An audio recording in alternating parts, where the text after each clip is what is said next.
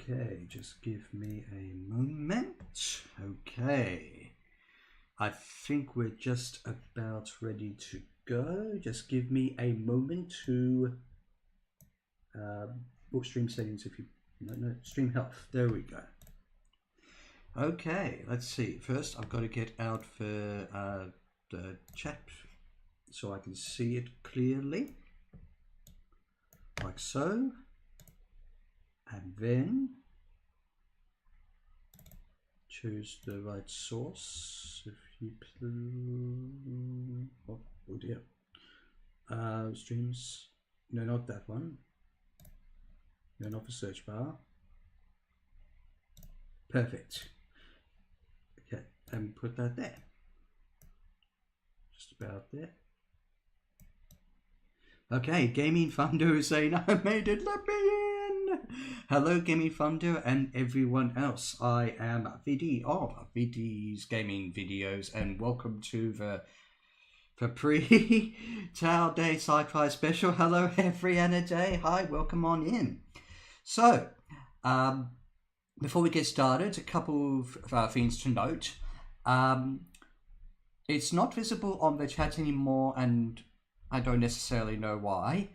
Copyright infringement, who I've been chatting to on the Retro Rooms live streams, so go check out the Retro Rooms channel, as well as DMs on Discord and such, is also into the Hitchhiker's Guide to the Galaxy and Star Trek. Unfortunately, she couldn't be here this Australian morning, but she had said on the comments before that she couldn't make it, and DMs hope that this stream will go well, that she will watch afterwards. But Gaming Thunder and Every Day, who are currently in, and others will know that I am streaming 2 games today, or at least one hour each for the following 2 sci-fi themed games, which are the old one, yeah, they're old, Star Trek The Next Generation, A Final Unity, and the mostly text-based game, The Hitchhiker's Guide to the Galaxy from 1984. Now, so just check, wait, is that all set up? Yeah, the stream helps all that. So, there was a tiebreak on my community post where it was 4 votes, 50-50, for whether we do Star Trek or Hitchhikers first. Well, I figured we go on for a bit more, I guess, recent and a bit more of a sound-based thing. We will probably actually go with Star Trek first, unless there's a quick last-minute change. Like, hang on, I didn't choose Star Trek. No, choose Hitchhikers first. We'll give it 1 minute, and then I'll set the hour timer for whichever game we play first, and then set the hour timer for the game we play second, and we should wrap up by a little bit closer to 10 a.m. Oh, Star Trek is what you voted for. Well, I guess considering what Anna has said, and if Star Trek is a little bit more popular, and I want to start off with a little bit more of a bang, even though it's going to be a very talky adventure game, but it wouldn't be Star Trek otherwise.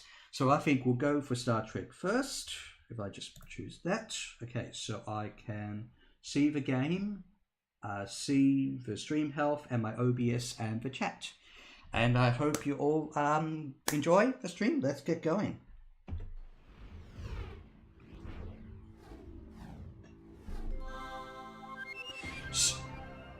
So also let me know if the game volume is too loud, even though in the cutscene, or at least the first cutscene, there's no subtitles except for the in-game play. Captain's log, stardate 47111.1. A Federation listening post along the Romulan neutral zone has detected an unidentified vessel headed for Federation space. The Enterprise is moving to intercept. I also missed out what the stardate was. At its reported heading and velocity, the vessel will enter Federation space in approximately 47.3 seconds. Oh, dude, cool. Yellow alert. Good to know, Anna. The ship is a Garidian scout ship. They are driving their engines too hard. Their warp core is critical. The Garidios. What is the status of their relationship with the Romulan Empire? They're on friendly terms and may share technology. This one's a bit more Romulan themed. Help us. We are fleeing political persecution. We seek asylum. We are being persecuted. Their signal is breaking up. What do you make of this, number one? It could be a trick. The Garidians have earned a reputation as honorable warriors, Captain. They do not ordinarily resort to trickery. We are within visual range. Ooh. The Garidian's warp drive is failing. They are dropping to sublight speed inside Federation space. Slow to impulse. Warbird decloaking directly ahead.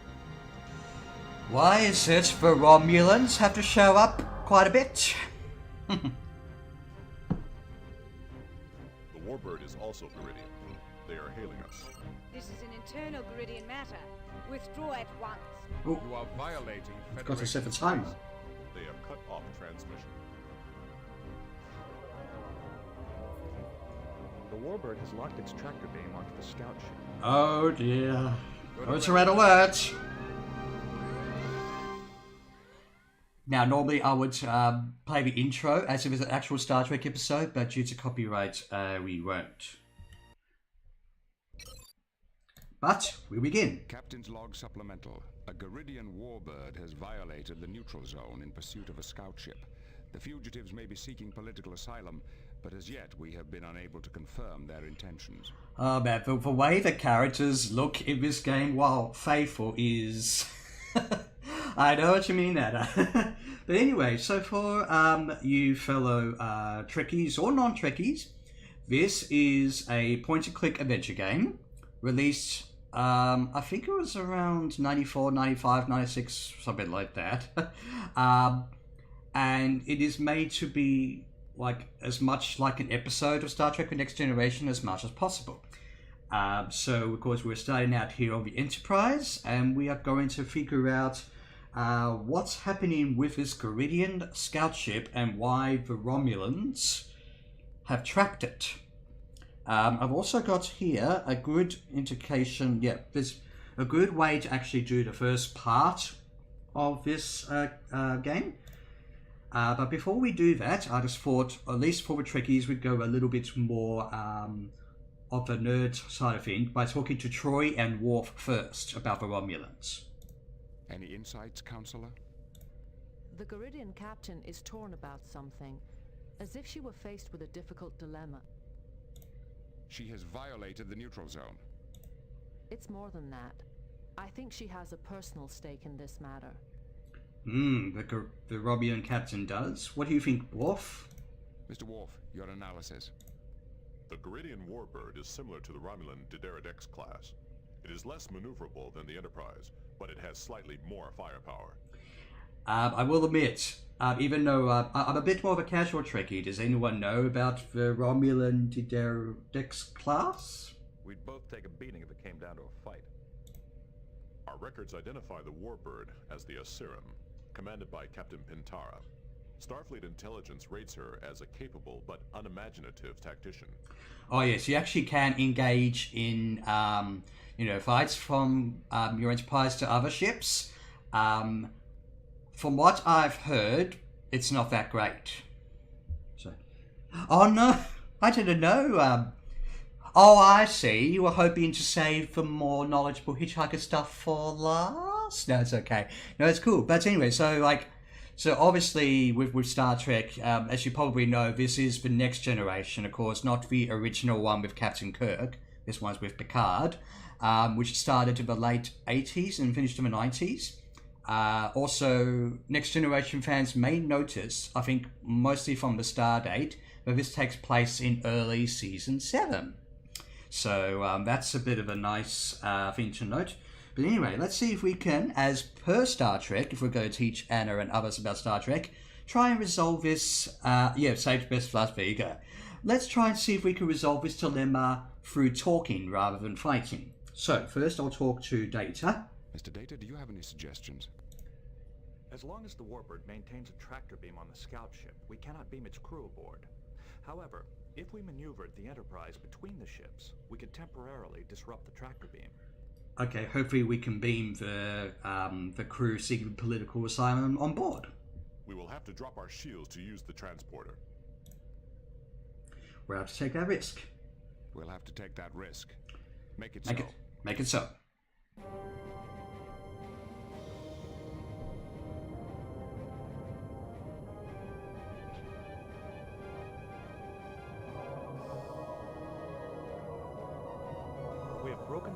tractor beam. Okay, so we've beamed the crew on board, The scout ship has been beamed aboard. but Captain, the Warbird is hailing us. yeah. So I think this is about 95, 96. I think this game, or it could be a bit later. The game is generally considered abandonware, so I will admit, for a game that should be re-released, even though I guess the developers have mostly gone now or with a different company, the chances of this game getting re-released, like on Good Old Games or something, is very unlikely. But anyway, on screen. On screen. So we go do a fair bit of talking, as per usual adventure games. Federation starship. This is an internal Geridian matter. You've been warned not to interfere.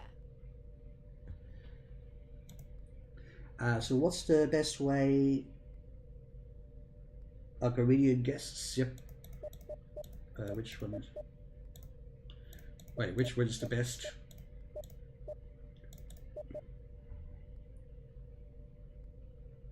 Back a second. Oh, Federation space.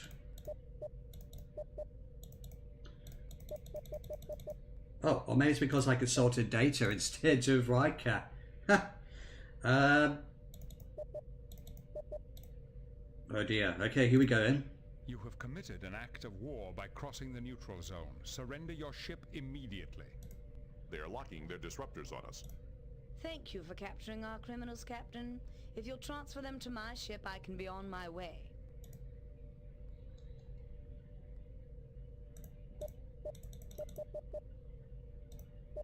I want to know, yeah. So, Geridian guests rescued. So I think they are now guests aboard my ship, yeah. They are now guests aboard my ship. If you return to Geridian space immediately, I will overlook your violation of the neutral zone. Very well. You have won this time, Captain. Good. But I No promise fighting between there ships. will be a next time. Even though the easiest way is just to let Worf automatically do the fighting with the torpedoes and stuff, I'd rather not engage in that. The Warbird is heading back toward Geridian space.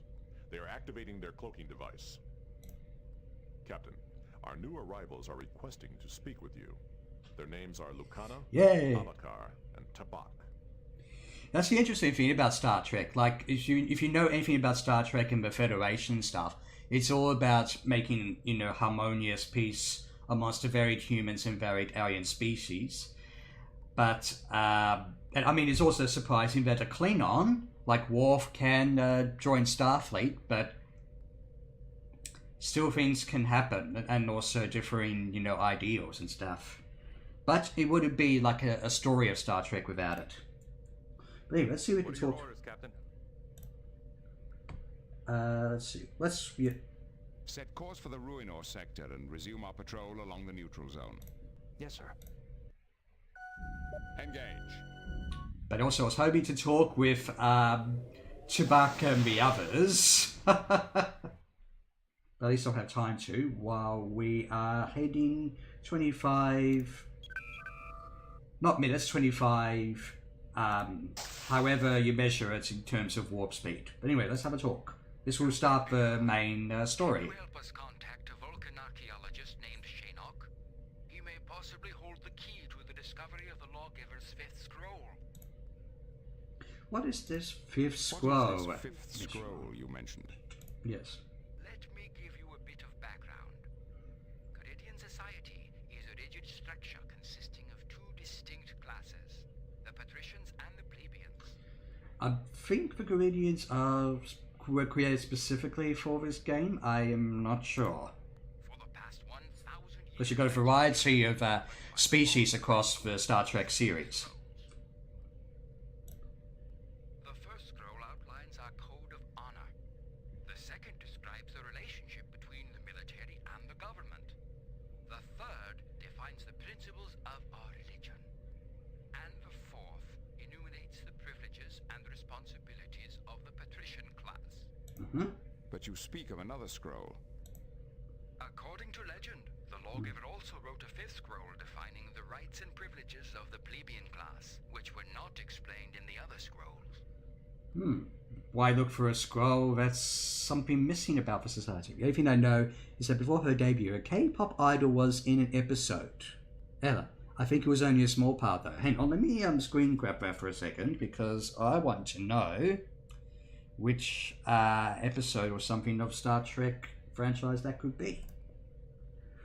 What makes you think? Oh,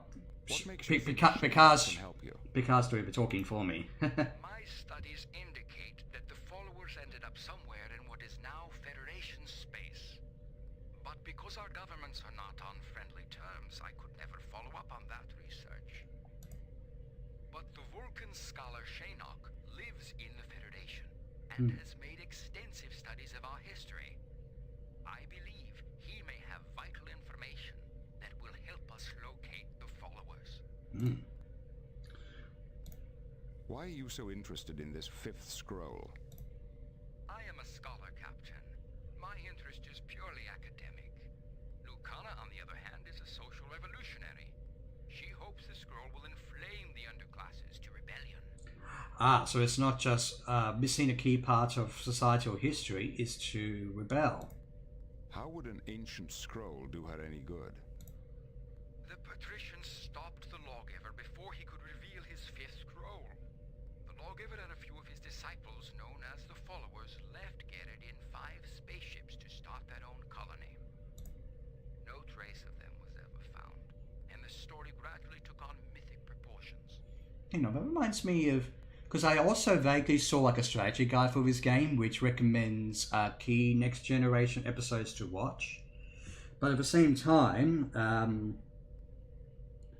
it's kind of like, you know, if you watch at least a few episodes of the show, you have a good idea of how it generally, what the formula is kind of like. But who is the lawgiver? Who is the lawgiver? His real name was Avatrunai, and he was the architect of Geridian society. His 4 scrolls became the cornerstone of our entire culture. Yeah, so this is a completely original story. It's not based on any of the Next Generation episodes. Otherwise, you'd be like, oh, I know what to do next because I've seen the episode. The 5th scroll could be the greatest social discovery in Gerrit's history. Even if you don't agree with Lucana's goals, I urge you to talk to Shaynok and help us find the scroll for science's sake. This could be an intriguing quest. Indeed. Let's see.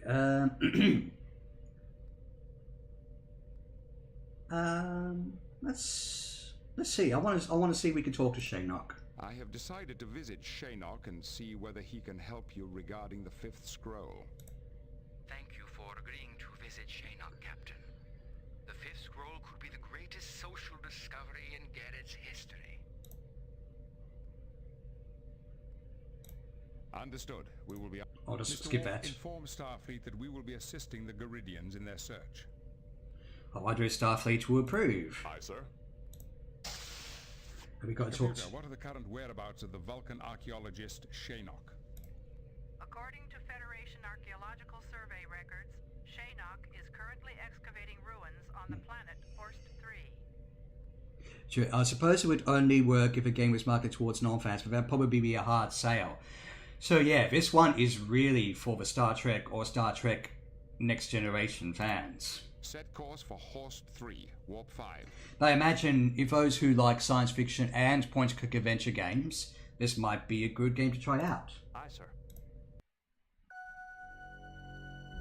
Captain, we are receiving an emergency transmission from Simcoe 4. Simcoe 4? Isn't there a research center there? Ah yeah, this is where the first mission is. Yes, sir. The work at Merton's orbital station focuses on power generation. The researchers there are among the best in the Federation. On screen. Engage. This is Captain Jean-Luc Picard of the Federation Starship Enterprise. How can we be of help? So this will lead to the first mission. Captain Picard, I am And Lieutenant it is good Chancellor music. Simcoe. I like it. We are in need of immediate assistance.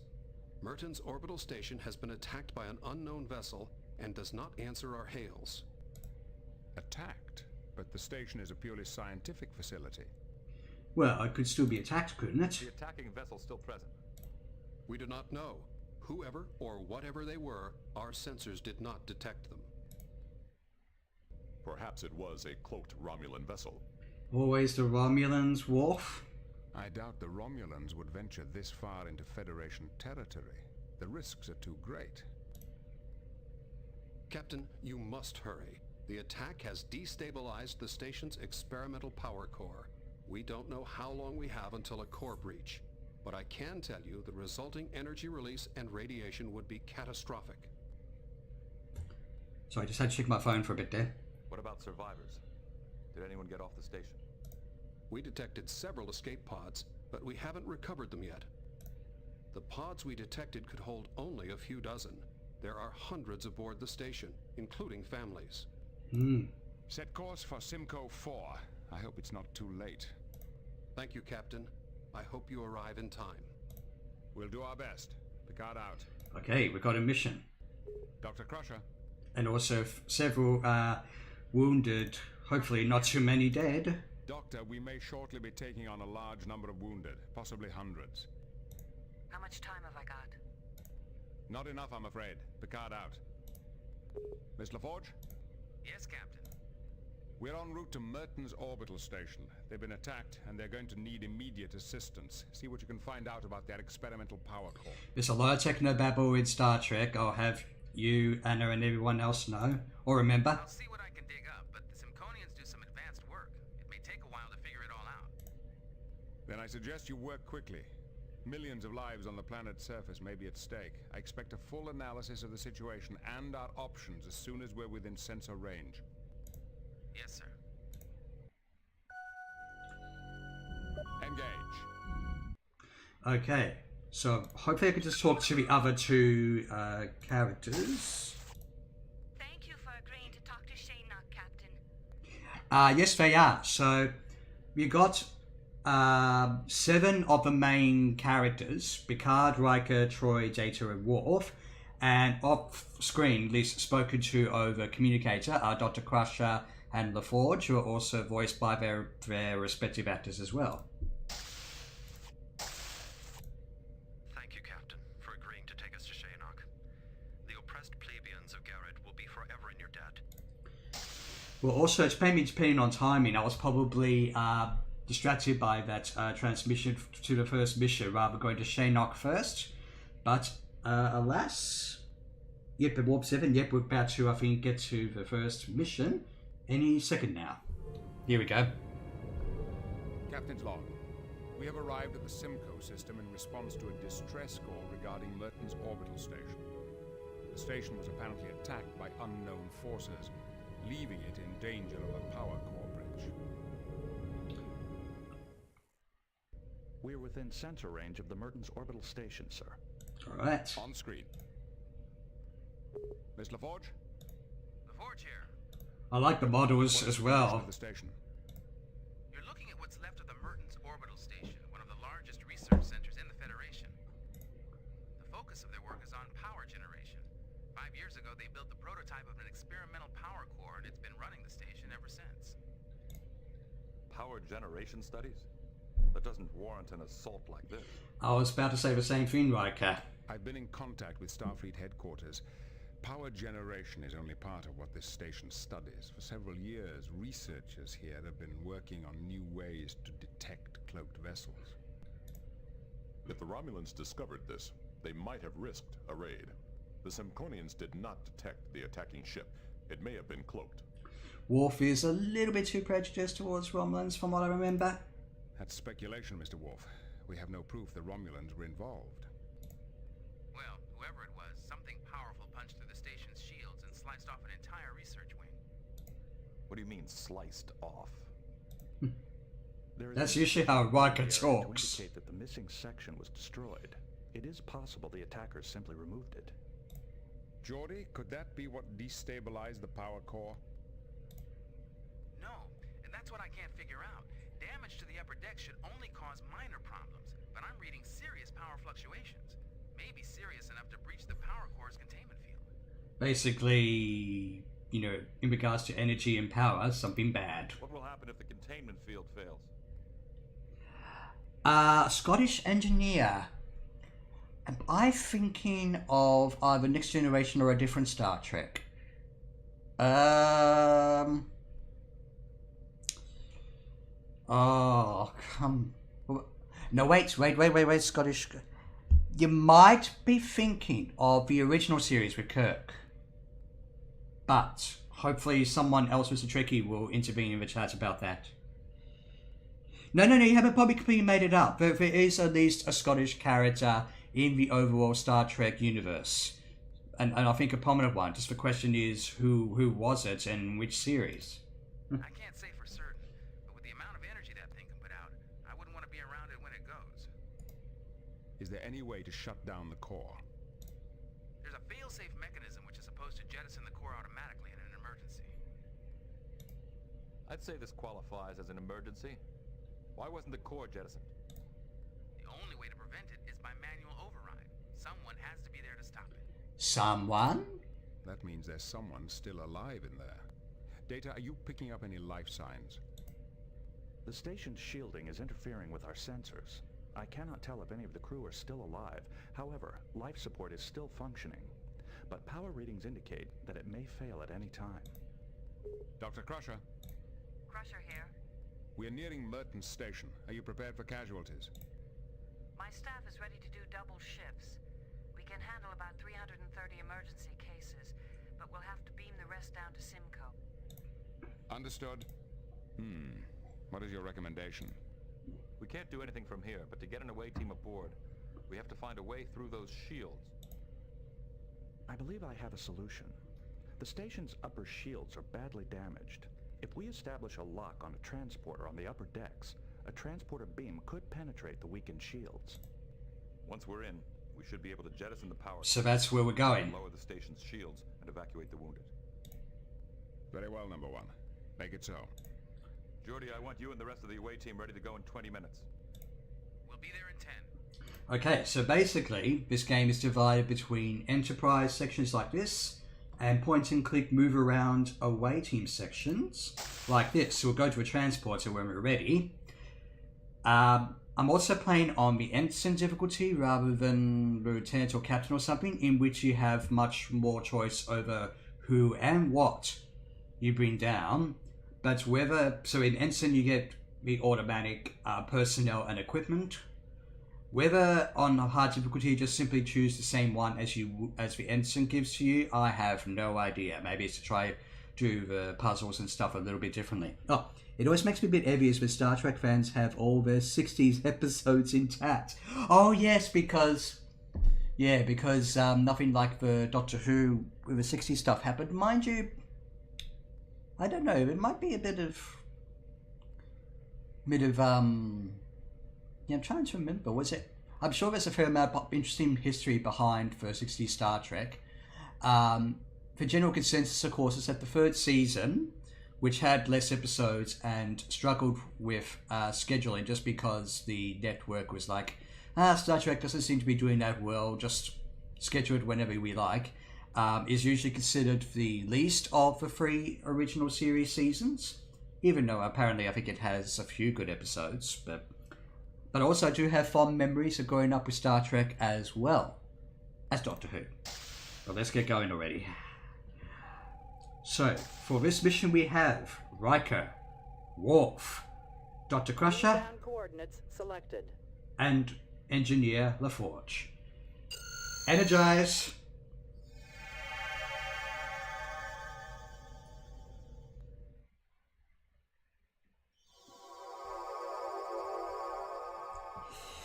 Yeah, apparently it's oh, that's a bit loud. Apparently it wasn't, but it got a devoted following. So they got an animated series, and then it got the Next Generation, and Star Trek has not really stopped since. Oh, that's all. That was more like music fanfare, but now we've just got, the humming of transporters and stuff. Anyway, let's see. Let's go away from this first, and we'll just head to. Oh, there's a trapped woman. Now, hopefully, just by pressing Shift. The manual says you can hold down Shift to make the walking faster. It's not something that's necessarily known. But yeah. But yeah, considering there's a fair amount of walking at the locations you go to in this game, then yes. Anyway, let's have a quick look at... It looks like she's still alive, but she's pinned under that cable. Or maybe I should have the doctor look. Her legs are probably yes. broken, and I think she's in shock, but I'd have to take a closer look to be sure. So wait, so I'll get the... which one is it? I think a tricorder would mostly be fine. Let's have a look. I'm getting some life signs, but they're not good. She needs medical attention immediately. Oh wait, do I need... No, med tricorder. My bad, sorry. Okay. She's got multiple fractures in both legs. The bones in the lower part of her left leg are shattered. She's in shock and there's some internal bleeding. All things considered, she's very lucky. I can take care of the worst of her injuries here, but I'd like to get her to sickbay. Okay, but we also have to undo that cable. Now, hopefully I can use the phaser, aka the Star Trek-like gun, on this. I couldn't risk firing any closer to her. Well, so I switched. I don't think we need to blast. Oh, I wasn't trying to shoot something, Doctor. No, I think the Forge is who will be using the most in this mission because of his engineering expertise. But we need to see if we can actually go back to the room and do, well, basically a getting rid of the cable so it's not crushing the woman anymore. So, oh, that way. Sorry, the Forge. Okay, let's see. We use the transporter. Now let's see. Hopefully I got this right. Set target for... No, I want to get the cable. Unless I'll maybe use the tricorder then. Okay, my bad.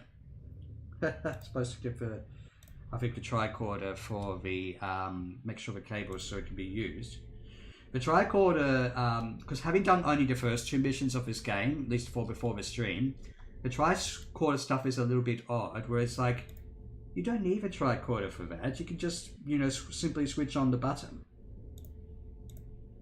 That's a high-capacity data transfer cable, probably a main communications line. Readings show damage characteristic of a phased plasma beam. This cable's built for handling information, not energy. I'm surprised it didn't just vaporize when it was hit. Right. Looks like that was their primary communications line. That would explain why they couldn't answer our hails. Yeah, it kind of does, actually. I wonder if anyone ever said that since Star Trek, let alone Next Generation started, because it's like, okay, how should we design the phaser props? Maybe they made a bunch of barcode scanners or something like it and basically went, yep, that's our prop. I think, hang on, did the phaser look almost the same in original? I mean, they definitely had phasers in the original Star Trek, but, you know. Now, please, can I lock on? Yes. And ready to energize.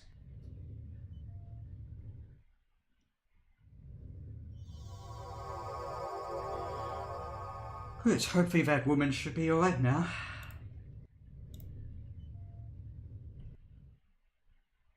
I'll have, of course, Crusher talk to the woman, because she knows about the injuries. Right, so if I use the medkit on her... That takes care of the worst of her injuries. She's coming around now. Oh, I got she's... So I could talk to her? How do you feel? Oh. Does any nerds know when barcodes were first invented? I'll manage. You're from Starfleet, aren't you? Yep, we're from the USS Federation. We're from the Federation... What's one of the repeated lines? This is Captain Jean-Luc Picard of the USS Enterprise. I always hear that the flip float is a lot like something in the show, but I can't remember what the item is. I almost thought that the flip flip phones were a bit more influential from the Matrix myself. Or maybe a few years before that anyway, where mobile phones actually were first invented. Yes. We're from the Enterprise. Try not to move. I've stopped the bleeding and given you something for the pain, but your legs are in bad shape. You're right. Multiple fractures, probable lacerations. I'm Anna Bennett, Chief Medical Officer. We've got a lot of wounded here, some worse off than me. How many can you evacuate? Our sickbay can handle any emergency cases. The rest we can beam down to the planet, but we can't begin transport until we lower the station's shields. We can't do that until we stabilize or jettison the power core. How many wounded are there? Yes, so a fair amount of talking still. I can't give you an accurate count, but the first attack destroyed an entire wing. I was headed for sickbay when we were hit again. Do you know who or what did this? We never knew what hit us. There was an initial attack which lasted maybe 10 minutes. Later there was a hull breach and the power systems went crazy. I don't remember anything after that. I passed out. What did you mean when you said the power systems went crazy? Went crazy, apostrophes. It's this insane experiment Dr. Greaves and some of the other researchers put in place. A revolutionary power source. It's unstable enough to begin with. After sustaining damage like this, who knows what it'll do? We've picked up some rather large power fluctuations. Is that normal? How should I know? Those maniacs. I like the voice that scene. Down there, they plugged the biggest research station in the quadrant into a singularity, a black hole. Then why the instability? I thought most singularities were stable.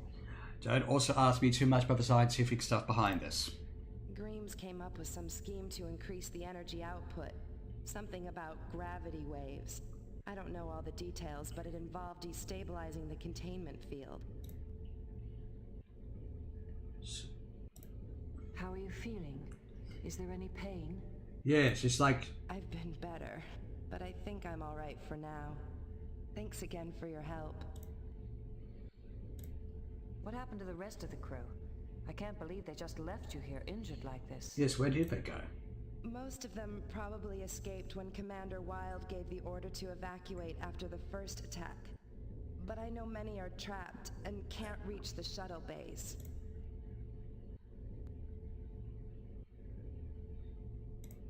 We'll get you beamed out of here as soon as possible. Don't try to move. You may aggravate your injuries. Thank you, Doctor. I'm aware of that. I'll stay put. Well, then I'll trust your professional judgment. We'll be back once we've restored life support and lowered the shields. Wait a minute. Life support is failing? What's wrong with it? It wasn't damaged in the attack. Huh? Main power is fluctuating so wildly that it's disrupting the life support systems. I warned them about using an inherently unstable power source, but I never thought it would come to this. We can probably stabilize life support if we can switch to emergency power. I think that's our main goal. The only place you can do that is in station administration, and you'll need the security code to access the emergency systems. It's 334L42. 334L42, got it. Thank you. Anytime. Good luck. I can't remember, because obviously when I was young, I accidentally transported a woman instead of a data cable, which means you cannot talk to her otherwise. So I'm not sure then how you get to the other decks without her help. Maybe you have to do something a bit more reckless, which doesn't give you good points with Starfleet. Let's see, let's go to administration first. Yes, okay, and then I think... Actually, no, let's go to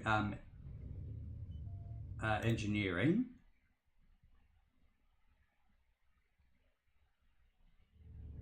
It goes for engine. Whoa, oh, dang it. But I accidentally skipped a bit of dialogue, but I think I'm simply marveling at what this strange machine is. Which also is chugging the frame rate. But we'll get rid of it shortly, so it doesn't stop chugging the frame rate. So let's get a few of these things. It's not work. You know, I need a wave converter, inverter coupling, graviton probe, pulse negator, and plasma shunt, and is there anything else? Get a flux router. Yeah. Okay. So I'll switch mainly to the force for this one because engineering, of course. Now, if we try to go past this machine, it will fire at us. So we kind of want to avoid doing that. Let's go to administration for sure. That's where we mainly need to go. Now, let's have a quick look at the holotable, or we can at least use our tricorder on it. Looks like a power surge knocked out the holotable. I could fix it if we had more time. Oh, so I need a flux router. I could bypass the damage completely. Okay, well, let's get our flux router out then, shall we? Which one are you? Well, doesn't that look nice? Look at this damage report. Only a few very specific sections were hit. No random damage at all. This wasn't an attack. This was surgery. Wait, just to double check, can we use the tricorder on that as well, or we just get the same results? No unusual reading. Okay. Right then. So I think we have to use... It's dead. Power surges... Okay, so we need... There's so many different items. Are they all used in the show? I would say they especially are, especially in engineering. A lot of these systems...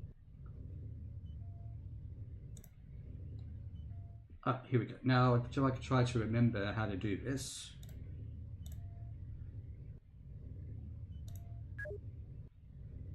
Access granted. Okay, so...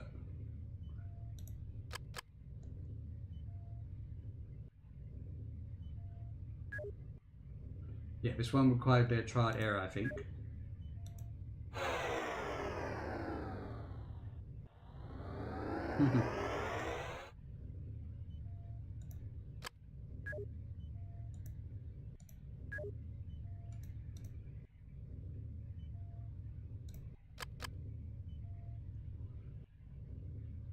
Okay, maybe that will also allow us to use, yeah, I think probably this one. It's dead.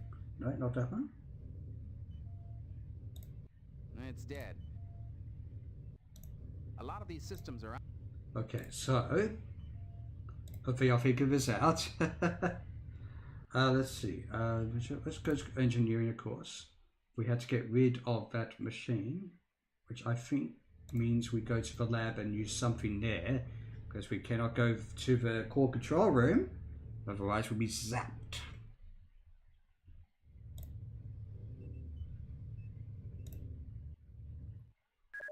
Aha, okay, so let's see now.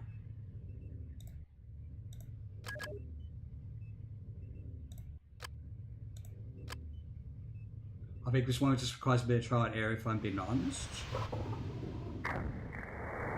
I think I may have done it. Yep, now the strange machine is gone.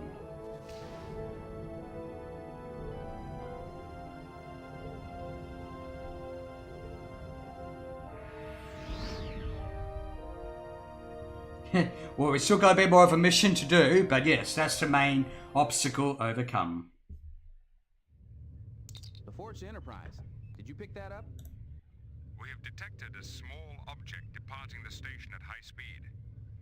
Sensors identify it as a small asteroid. A small asteroid? Kidding. Apparently this object is capable of sending false readings to our sensors.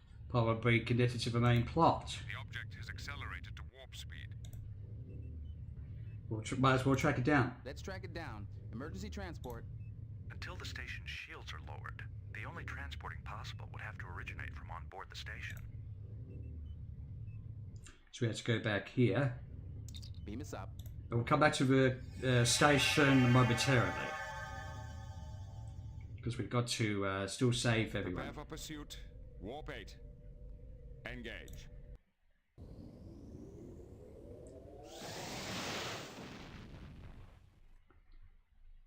It has entered an asteroid field. Sir, the object has altered its composition. Explain. Sensors now indicate a lower mass and different element structure. Like a chameleon, it's changed its appearance to blend in with its surroundings. It is changing speed erratically. I'm having difficulty discerning it from the other asteroids. I'm sorry, sir. I have lost contact with the object. I'd like to meet whoever built that thing. Maybe we will, although definitely not on the stream. As would I. In the meantime, we have work to do. Helm, take us back to Merton's station. Engage.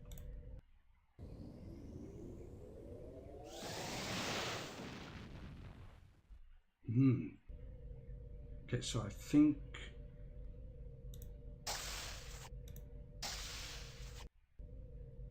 Yep, we're back on the station again. Beam down coordinates selected. And we still got the items.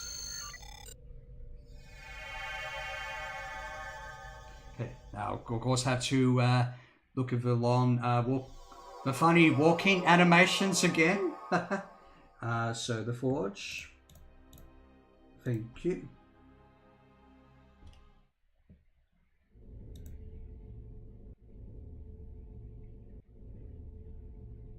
I actually can see where you're coming from, Anna. That is funny. So it's almost like a Benny Hill routine. You know. Okay, now we can go to the core control room without being zapped. And also less frame rate issues too. You have an uncanny sense of timing.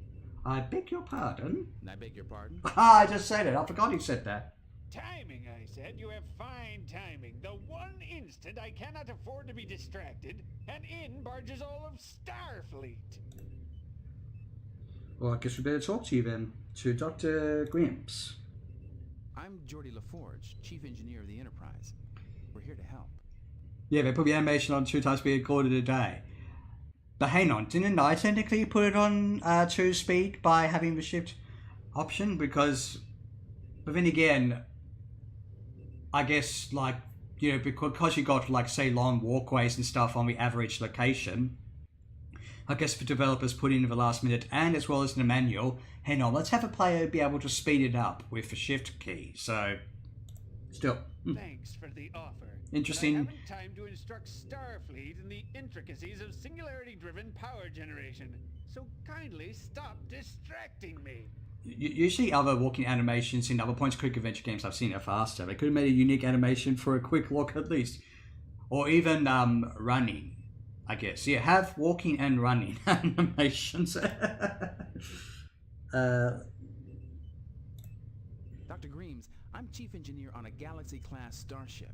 It's my job to work miracles. Have you seen a system like this before? I'm not sure. It looks like some kind of gravity wave power source. But how can you generate gravity waves of this magnitude? A little something I got from the Romulans. Always for Romulans. Singularity bottled up down there, and by varying the strength of the containment field, I was able to increase the magnitude of the gravity waves. So I guess it's more like the Romulans and stuff in and Borg in Next Generation. In Deep Space Nine, it's the Cardassians. Should have one card. He said,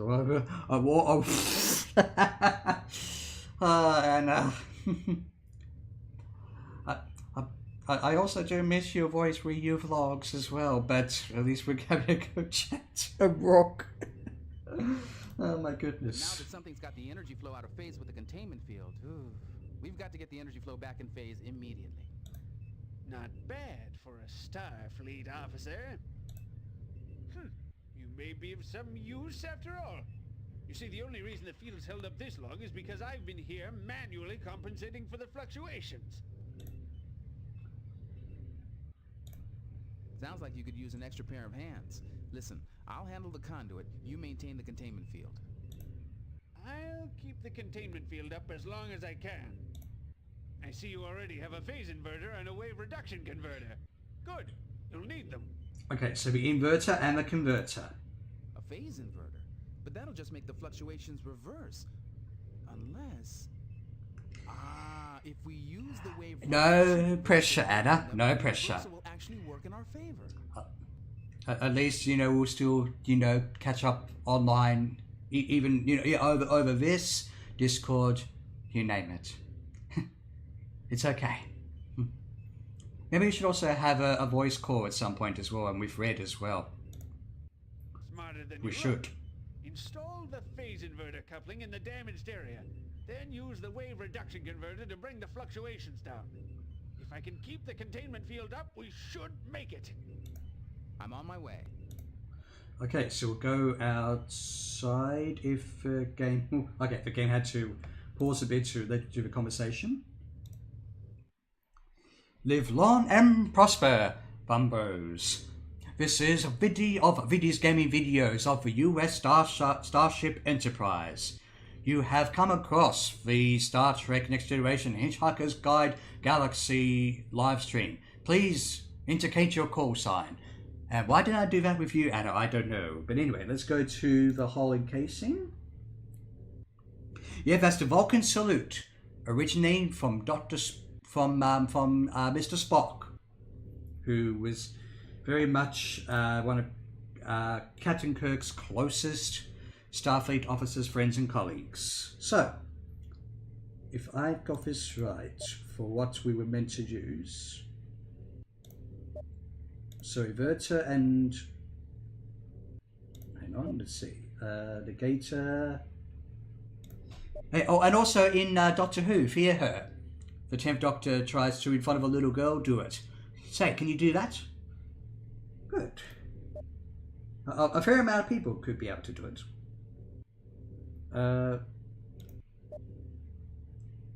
Let's see.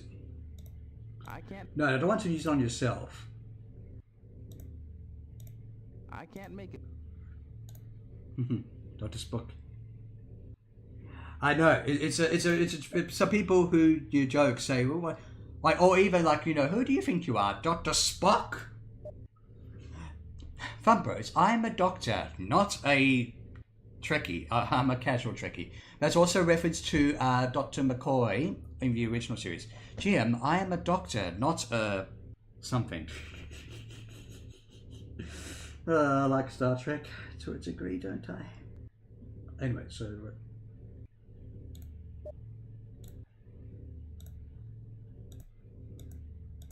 I can't make. oh, what's it? Think we'd be able to. Dr. Greaves is a very intelligent man, Commander. We're not home yet, Geordi. The core. Right. I'll get this coupling installed so I can dampen the. Oh wait. Yes. Then let's get to work. Hang on, where's the coupling? Okay, also, yeah, that's the thing. Sometimes if you leave a puzzle too long, they will interrupt. I can't. No, not on you. I can't make it. Good, and then we use the wave converter. Enterprise. There we go. We've finally done it. Picard here. We've stabilized the power core. The outer shields should be lowered now. Confirmed. We'll start evacuating the wounded immediately. Great. That means we're done here. Beam us up. First mission, fairly easy one too, regardless of instant difficulty, I imagine. Done. Acknowledged. If you do something else, you will have completed. You are being hailed, sir. It is Chancellor Danub. If you do the mission a bit more differently, you will have completed the mission, but Starfleet and Danub will be kind of like, seriously, you could have done that better. But we have fixed that and are able to help the wounded officers. On screen. Captain Picard, you have my warmest thanks. We had really given up hope. We're pleased to have been able to help.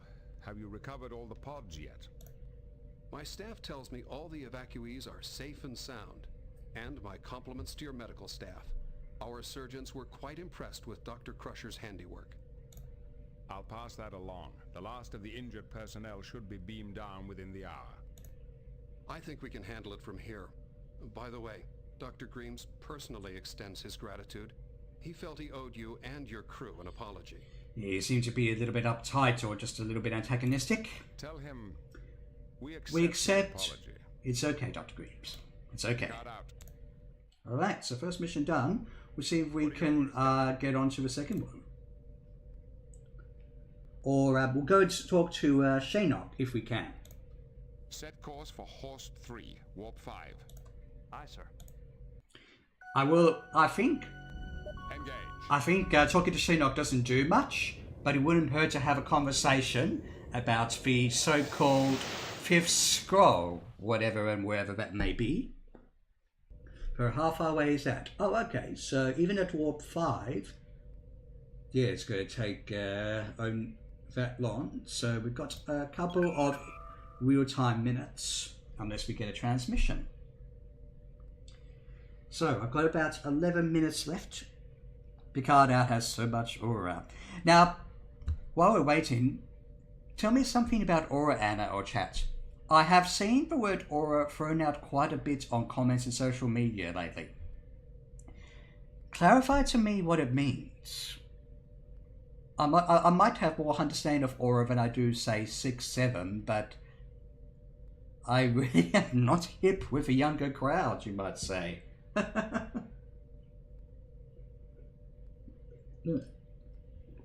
Oh, it's just aura. Okay, so it's just aura as it is. Okay. I just thought it might have meant something else. Ah, we're nearly at Horse 3. I could almost do a good Picard impression.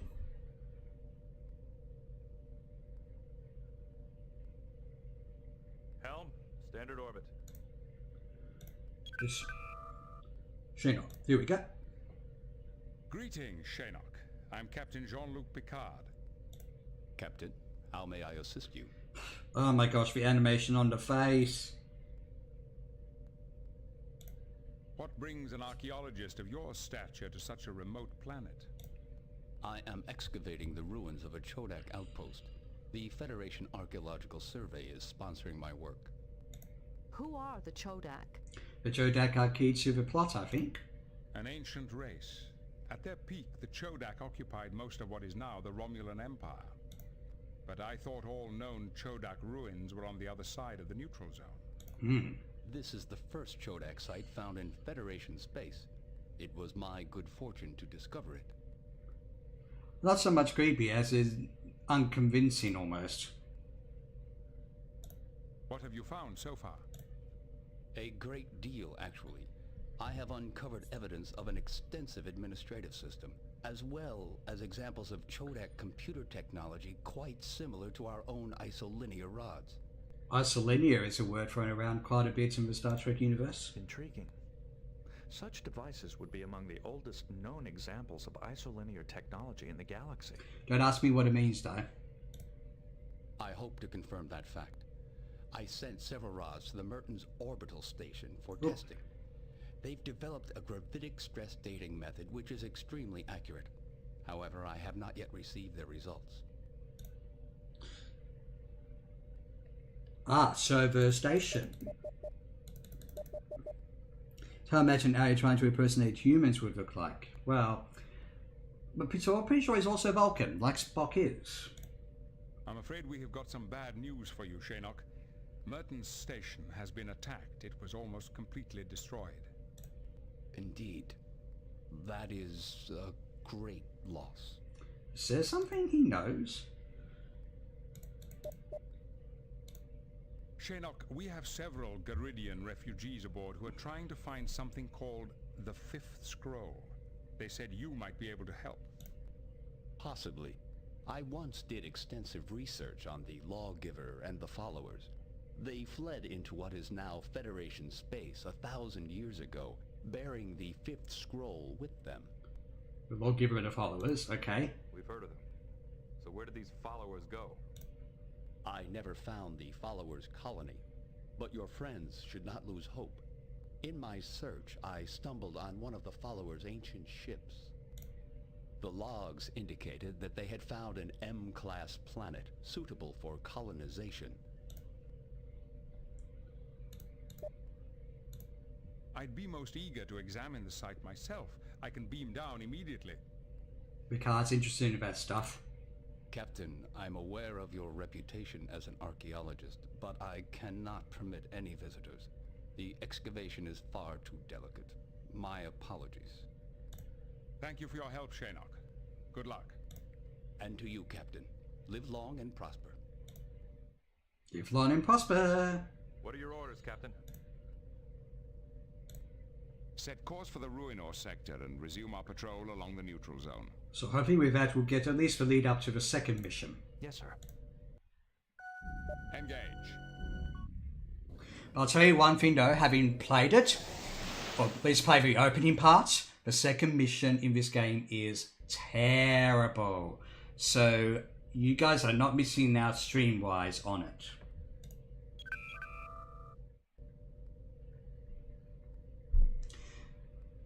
Yeah, so we've done Simcoe 4 and the station. We've talked to Shaynok. So I imagine, yeah, hopefully we'll get a transmission. Unless, Captain, yeah, there we go. From Starfleet. It is Admiral Redrick. At least we'll get. How long is the game? I mostly don't know.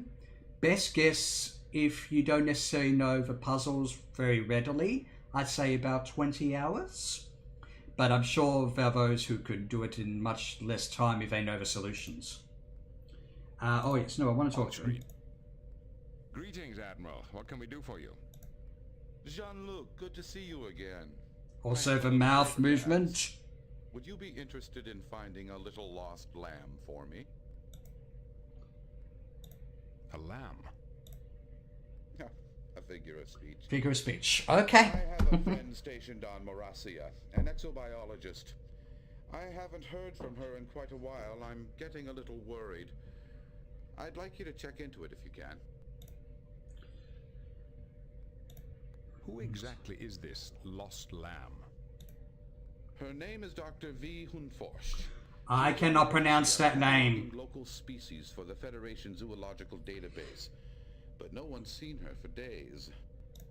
Have the local authorities investigated the matter? Constable Lixie, who runs the preserve, thinks V went on a field trip and that there's nothing to worry about. To humor me, she said I should send a team to investigate. Admiral, do you have any reason to suspect foul play? Foul play, very likely. The truth? V is headstrong, but she might be chasing butterflies. But I think there's more to it than that. And Jean-Luc, Morasia is applying for Federation membership. You could review the state of affairs there while you're looking for our exobiologist. Oh, I was hoping to talk more about the zoological aspect. Yeah, there's probably some speedrunner there who found an exploit could do it in 5. I doubt it, because you do have to go through the missions one after the other. So it's just about, you know, obviously using the speed up animation effectively and putting the items and crew members in exactly the right spots and at the right times. As soon as we receive your report, we'll get underway. I'll transmit it immediately. Oh, and Jean-Luc, the Morasians have a strict matriarchal society. Males are usually treated as servants at best. Don't take it personally. So the automatic crew personnel for this one, so obviously since there's no males, so you have Councillor Troy and Dr. Crusher, but because they're not necessarily traditional males, I think Worf and Data also being down. So that means you cannot bring, essentially, Picard, Riker and the Forge. Understood, sir. And I guess the other... because the other difficulties here can bring ensigns down with you, although I have no idea what function they serve. Good luck. Well, at least unless I read the manual, of course. Maybe the ensigns have a specialty about them as well.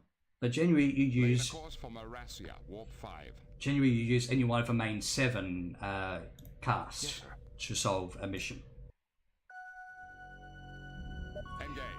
I think after watching Portal speedruns, I assume every game has crazy skips. Well, having played a bit of Portal games lately, I mean, have I even seen where it's like you can skip stuff? Well, also the Portal games do have crazy physics, so I wouldn't be surprised if it's more like, hey, you know, like we can just do the puzzles or overall game and just snap your fingers just like that. Also, I'm sorry about the Freudian slip, Fumbros, if you're still there. I know, I'm sorry, I almost said Dr. Spock, I am so sorry. But also, like, yeah, so we have one who knows more about Star Trek, and you... This stream is serving a very important purpose. It's to, you know, appease at least one of the Star Trek fans and to teach more about Star Trek. Maybe a similar function can happen with Hitchhiker's Guide to the Galaxy. I'm not sure if you Fumbros or anyone know a considerable amount about the Hitchhiker's Guide. Warning. Entering nebula. It's alright, but I think by the time the starship gets there, it's nearly 2 minutes to go in terms of having a conversation with the matriarch of this planet. So we'll see how much of a conversation we can get through, or at the very least... Entering non-aligned space. Non-aligned space? Ooh. Helm, standard orbit. Oh, we'll see this another cutscene. Captain's log supplemental. The Enterprise has arrived at Marassia to investigate the disappearance of Dr. V. Hunforsh, an exobiologist stationed here for the past 2 years. The 3 species native to this world have enjoyed a millennium of peaceful cooperation, and this visit will give us the opportunity to review Marassia's petition for membership in the Federation. Are there portals in the Portal games? It's time we introduced ourselves. Mr. Worf, hail Constable Lixie. Indeed there are. And also, this classroom... Well, going back to my Philosophers game stream, where this stream will be a classroom. So you guys will be tested on knowledge of Star Trek and Hitchhiker's Guide, and those who don't get an A+... Well, no, we're not going there. But yeah, portals in the Portal games are mostly made by the actual protagonists in the Portal games. Maybe Anna can also teach Fumbos about the Portal games, but I mean, you know, have you played much about the Portal games, Fumbos? They're actually rather good. Aye, Captain. I'm Captain Jean-Luc Picard. We'll finish this conversation and then we'll save again. Investigate the disappearance of Dr. Hunforsh. Welcome to Marassia. As I told Admiral Redrick, I really don't think Dr. Hunforsh is in any danger. She's probably on an extended field trip. Good. We'll need your beam-down coordinates. I shall transmit them. And Captain, in order to protect the animals in the preserve, we permit no weapons of any kind on the surface. Out-of-way teams carry phasers for self-defense only. They can be locked on a low stun setting. I assure you none of your animals will be harmed. I'm sorry, Captain. I won't allow it. We cannot predict how even your lowest setting will affect our animals. Respect your laws. We will respect your laws. The away team will not be armed. For a male, you are unusually cooperative. Is there any better way to begin a relationship? Starship Captains. Yes, surprisingly, there are portals in Portal. Forgive me, Captain. I am not accustomed to seeing a male in command. Just as like there is apparently an Einstein in the Star Fox universe when Falco says to, Fox, hey Einstein, I'm on your side. But I thought Einstein only was on Earth? Anyway. I will await your investigators. Right, so that's where I'll just save, so I can even resume this myself. Call it Viddy.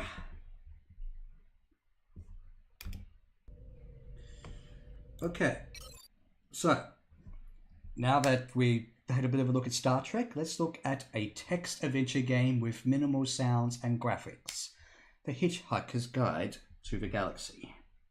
So, if I just exit the Star Trek game, oops, okay, and then switch on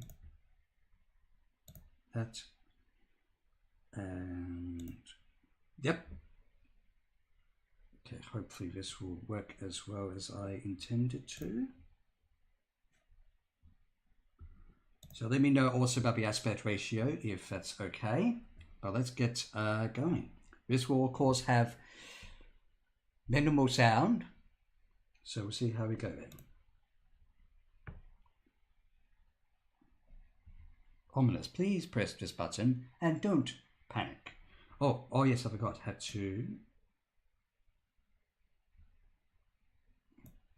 just make sure I can actually see. There we go. Okay, so just bear with me a moment, so we can actually see. There we go. I'll just check. Just give me a second.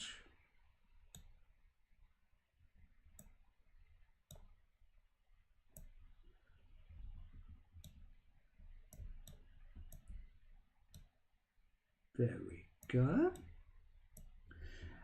First of all, can everyone read that? Even though we're going to have some basic graphics in the top right. Now, as you can see by the awards, I have been playing a bit of this game. So yeah. So if everyone can read that, we'll get underway. Yep. Okay. So let's get the. I'll just decrease that timer just a little bit. Okay, there we go. Just have a quick drink. I'll just go BRB and just get some water.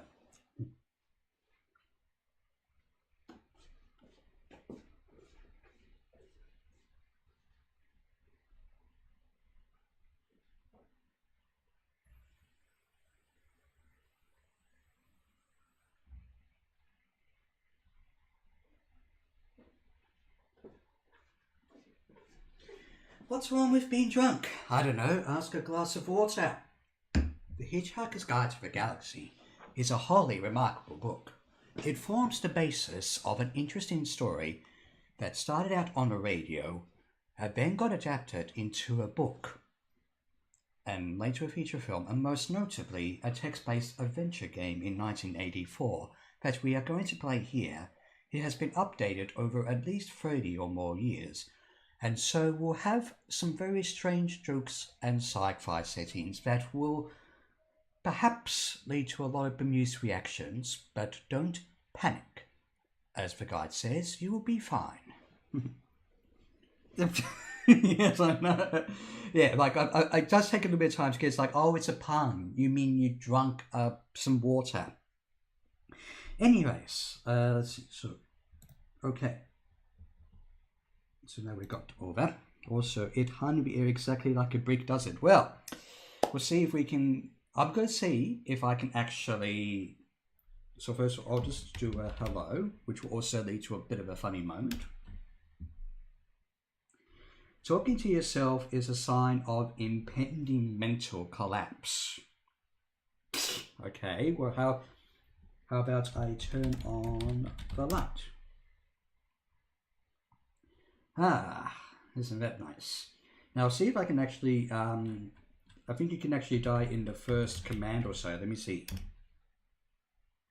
Yes, you are so keen on escape that you literally leap through the fabric of a space-time continuum.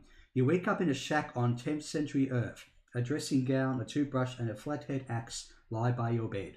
Before you have a chance to move, Mongol hordes sweep magnificently across the plains of Central Asia. They knock down the shack and burn the remains with you inside. You lose interest in the rest of the game. So this game... Okay, so, so for those of you, considering what I said about Star Trek The Next Generation Final Unity essentially being abandonware that I wish would get re-released, very unlikely, on GOG or something. So this is what you can do. So if you look for, this is on through the actual BBC website or whatnot itself, so that you can actually play this. You will mostly need an account so you can actually save your game, and possibly also use social media for, I guess, posting your progress or whatever it is, and all that sort of thing as well. So if you want to, save your game, which you will need to do quite a bit because there's so many instances when you could die, you need an account. But I can press enter. Your score is You're about to give you a score. Please put on your peril-sensitive sunglasses now. To 0 out of a possible 400, it's okay. So we'll go restart and we'll do, from what I remember, the key aspect of this. So it is pitch black, so obviously you need to turn on the lights and I'll read the description. Good start to the day. Pity is going to be the worst one of your life. The light is now on. Bedroom in the bed. The bedroom is a mess. It is a small bedroom with a faded carpet and old wallpaper. There is a wash basin, a chair with a tatty dressing gown slung over it, and a window with the curtains drawn. Near the exit leading south is a phone. There is a flathead screwdriver here outside the bed. There is a toothbrush here outside the bed. So, first we need to get out of bed if we can, because otherwise we cannot do anything. Okay, then we pick up the gown, which is of course typical Arthur Dent. Let's see, open pocket. Oh, sorry, I need to wear the gown first. See, this is text-based adventure games for you. Now we can open the pocket. I guess there's like some kind of achievement for completing this game fully in as little moves as possible. So, so we've got those things. So I'll call it eat anyway. Buffered and exact, because just as in the story, that's also the other thing. This game, going back to Star Trek, is probably better for those who have read the book, listened to the radio series, watched the stuff, etc. But who knows? Maybe some people will be able to figure out if they have not one iota of experience with Hitchhiker's Guide to the Galaxy.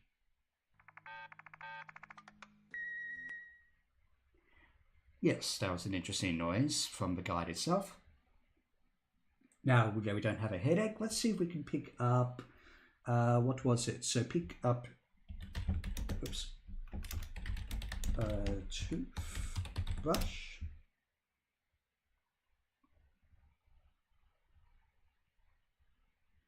As you pick up a toothbrush, a tree outside a window collapses. There is no causal relationship between these two events.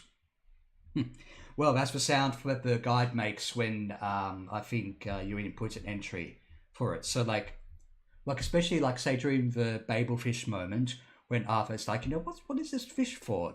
Look it up in the guide, and then types in the guide and then makes that almost exact same sound. Tree outside the window collapses. Oh, hopefully this won't take too long because for those of you who've read the book know what's happening outside.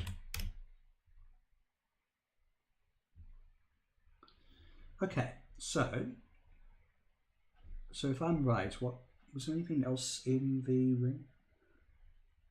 Not unless we can open the curtains, or maybe what I'll simply do is just go south. Yeah, okay, I'll just do that. Okay, you make your way down to the front porch. This is the enclosed front porch of your home. Your front garden lies to the south, and you can re-enter your home to the north. On the doormat is a pile of junk mail, which I will pick up. And maybe examine it. It's probably not going to amount too much. Loose pile of junk mail. So much of this is a shameful waste of trees. It's often easy to miss stuff you actually need to know. Oh yes, and there's some slightly meta references, such as lies, Infocom sales, because Infocom made this game in the first place, dubious offer, and an official notice. There are many pieces of mail. Most are from some computer company called Infocom, which wants you to buy their games. Hidden underneath is an official letter from the local council dated some 2 years ago, and inexplicably not delivered till now, explaining that a demolition order has been served on your home. The date of demolition is today's date. What? You didn't give me that enough notice. Now let's see. So because you can easily die from what I played here, let's see if I can save. So we'll just call this Viddy 1. Okay, so that's how we can restore. Only acceptable advertising in the game. It's like The Secret of Monkey Island. They that point-and-click adventure game also advertised, I think it was called Loom or something, which I've not played. If there's popular demand for it, I might do a Monkey Island stream. They're a little bit tricky to run on my computer. Well, I mean, not like tricky to run, but tricky maybe to stream in terms of transfer over modem. But anyway, so if we go, was it south to the garden? Front of house. You can enter your home to an north. A path leads around to the northeast and northwest, and a country lane is visible to the south. All that lies between your home and the huge yellow bulldozer bearing down on it is a few yards of mud. Mr. Prosser from the local council is standing on the other side of the bulldozer. He seems to be wearing a digital watch. Those of you who've read the book will know what that's about. He looks startled to see you emerge and yells at you to get out of the way. The bulldozer rumbles slowly towards your home. Let's see if lie in mud will help. You lie down in the path of the advancing bulldozer. Prosser yells at you to move, for goodness sake. Well, what if we just simply wait there? Time passes. The bulldozer thunders towards you. The ground is shaking beneath you as you lie in the mud. And if we had to press the wait command a few times. I think that might be one slight drawback with this game in particular, is that a fair amount of puzzles from what I've seen just simply require to simply wait in multiple times. But we'll see.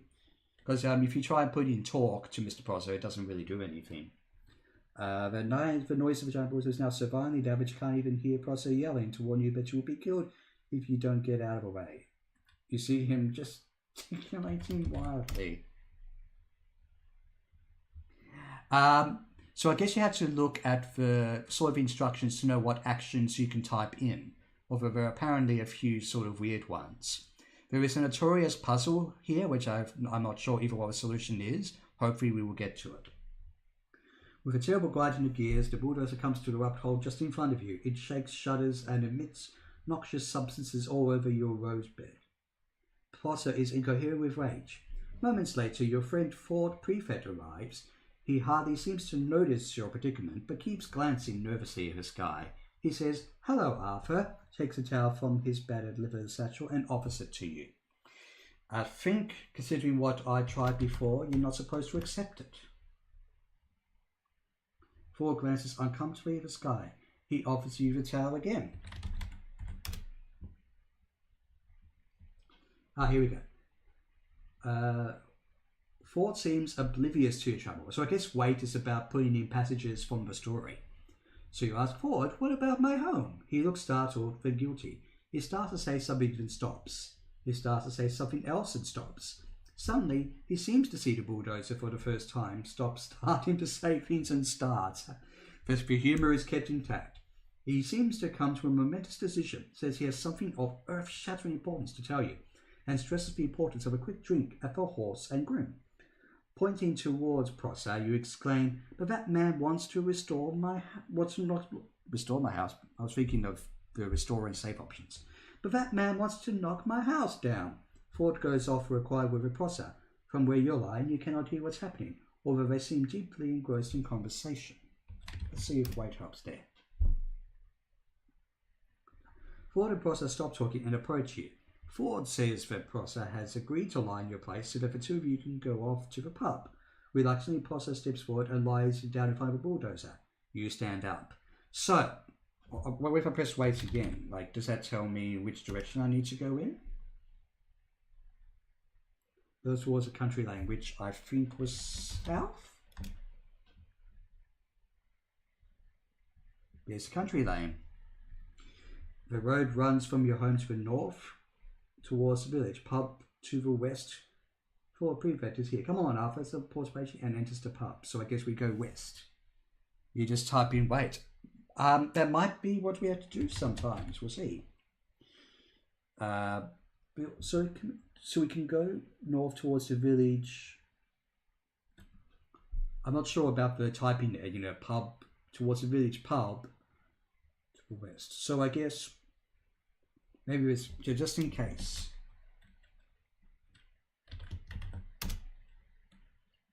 We may have to go to the village as well as the pub. We'll see. So let's go to the west.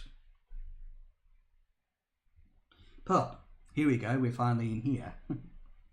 The pub is pleasant and cheerful, and full of pleasant and cheerful people who don't know they've got about 12 minutes to live and are therefore having a spot of lunch. Some music is playing on an old jukebox. Maybe we can interact with a jukebox. The exit is east. Ford Prefect is here. There is a barman serving at the bar. Behind the bar is a shelf. It is full of the sort of items you find on shelves behind bars in pubs. Ford buys lots of beer and offers half to you. Much of an accent, he says, impenetrably. So, can I at least talk to Ford? Or I won't need to do anything. Ford Prefect looks at you expectantly as if you seem to be about to talk. Oh, okay, so just like Prosso, it doesn't necessarily do much.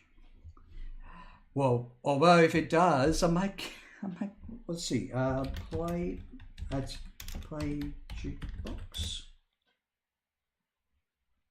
Okay, use jukebox. Oh, okay, so we can't use those commands. Okay, well, examine jukebox.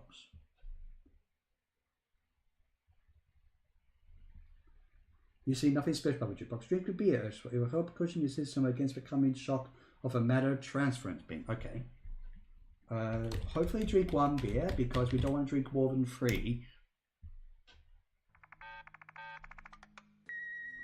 There's very good beer brewed by a small local company.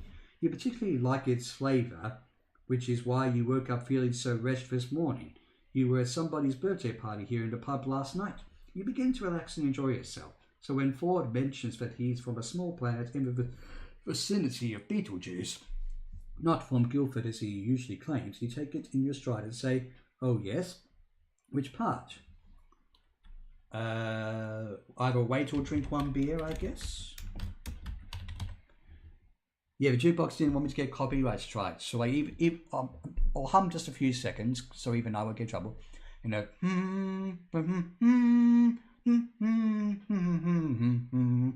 yeah. I've also, I think, will probably strain my throat even humming the whole thing. It is really very pleasant stuff with a very good dry nut. It is really very pleasant stuff with a very good dry nutty flavour. Wait, is that supposed to be 20 peanuts? Because Ford gets peanuts. Which, of course, is also used as a peanuts to space distance joke. Some light from on top and a deep colour. It is an exact room temperature. You reflect that the world cannot be all bad when there are such pleasures now.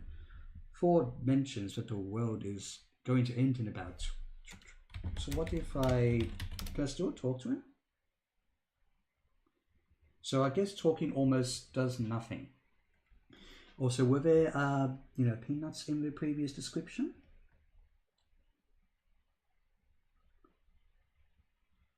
And also it's kind of handy, considering it didn't have it in the first place, where we actually have basic graphic descriptions. Let's see. Examine...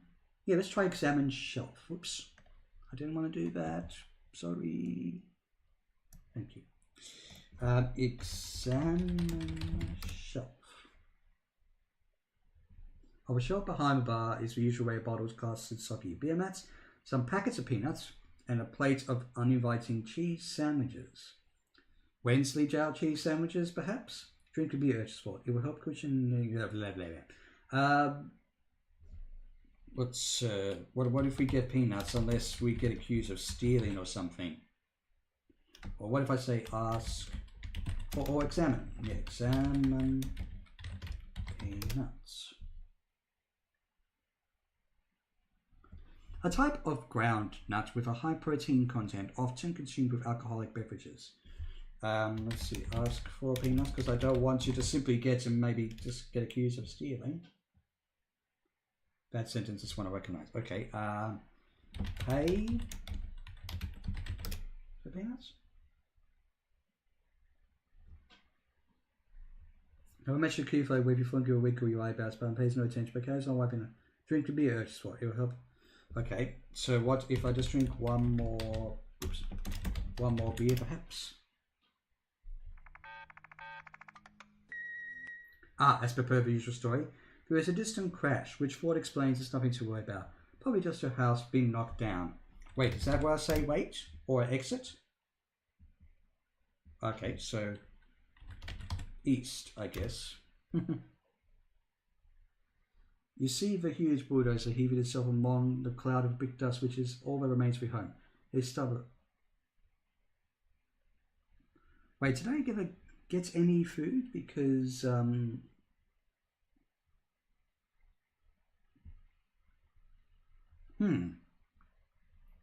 what, can I pat the dog? Oh no, thanks you. Let's see. What hose are to you? So hang on, where was the house? So east, south, I guess north? Please tell me I'm right. You reach the site of what was your home. It is now part of rubble. Mr. Prosser looks sheepishly triumphed, a trick few people can do. This requires a lot of technically complex deltoid muscle work.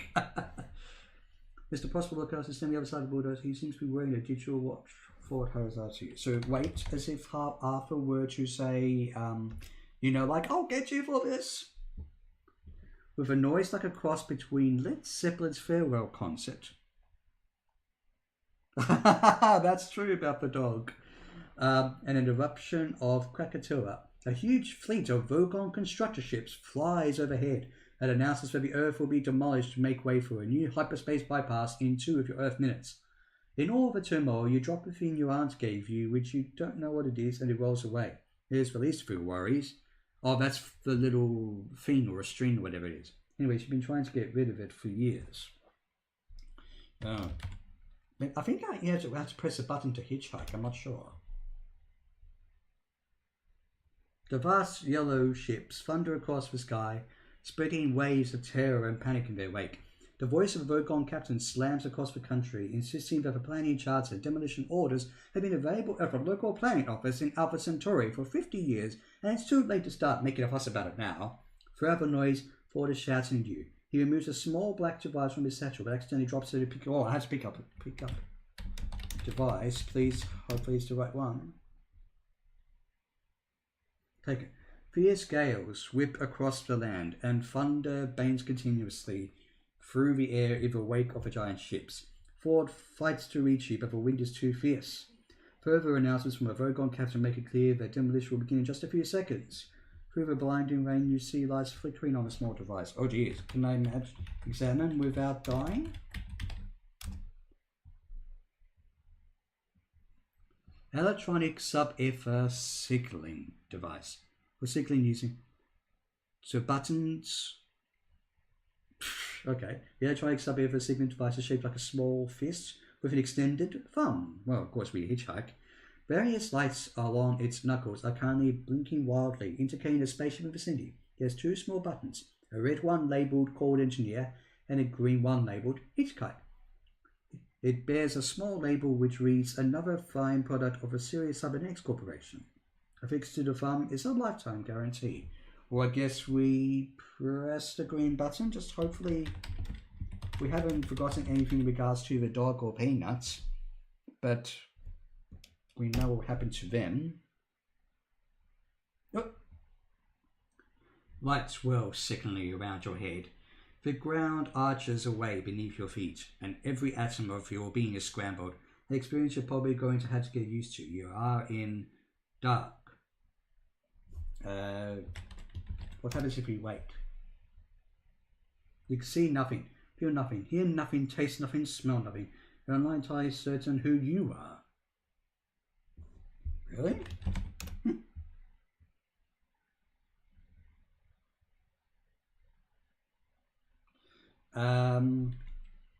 Well, a hint I did know about recently. Let's see.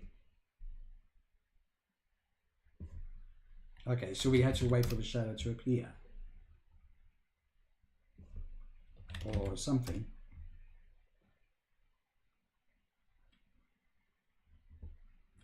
Or what do I do? Examine dark, perhaps?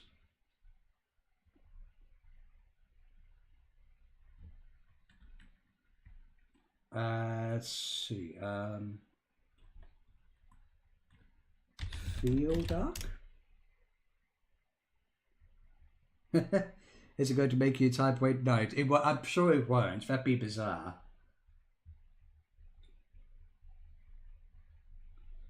So, okay, maybe I had to wait enough times. Who knows? That's the same response. One more time.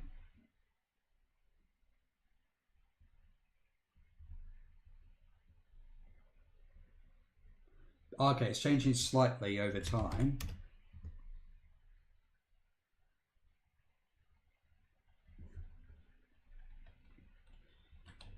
Okay, maybe another wait. It's changing slightly over time. I'm entirely certain I know.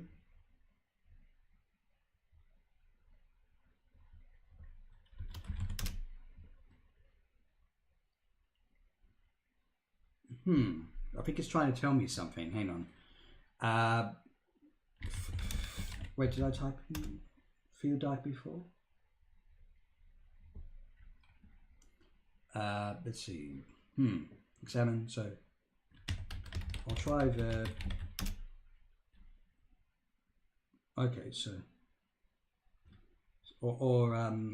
hang on. So where, who? What if I say hello again? Is that going to?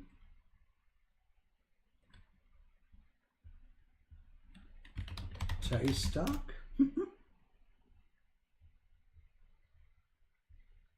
The Hitchhiker's Guide to Patience is a highly remarkable book. It should tell you, of course, how to advance in a text adventure game, which is just repeating variants of the same phrases over and over. There is a notorious puzzle coming up, but hopefully you can reach it in 35 Earth minutes. Yeah, I need to know who I am. Who am I?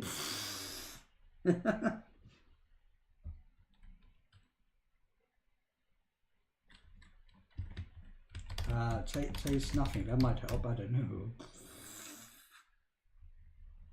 know. What about turn on lights again? Because might as well be. I think. Oh.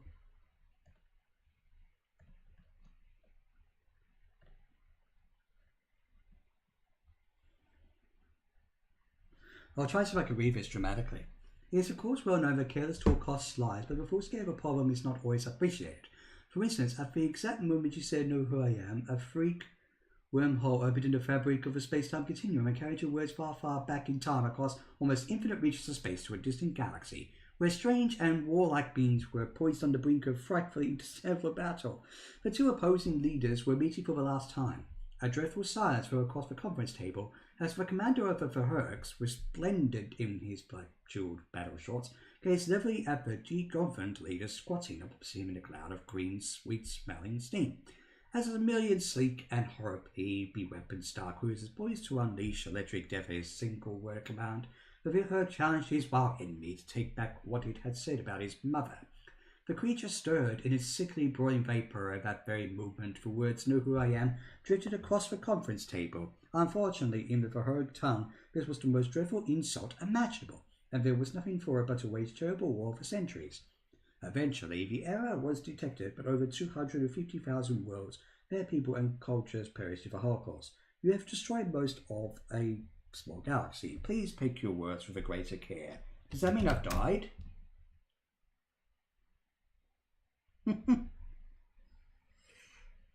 I don't think so. Like I just destroyed a galaxy or something.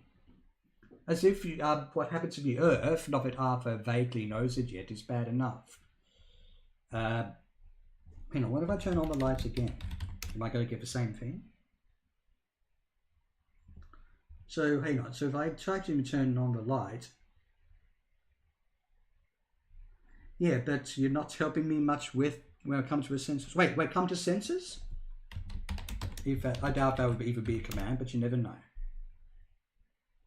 Yeah, I thought so. solve puzzle? I don't know. Okay.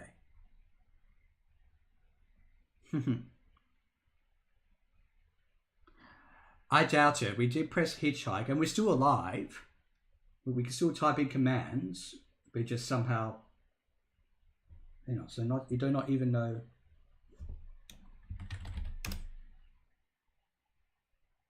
Okay. Wait, examine darkness, I guess.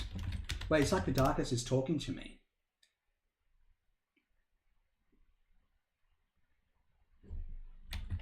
How did I get here? Oh, dang. I want to at least get to the notorious puzzle on board the Vogon ship. Oh, yeah, let's ask. Where's forward? Examine forward? You can't see forward here. Where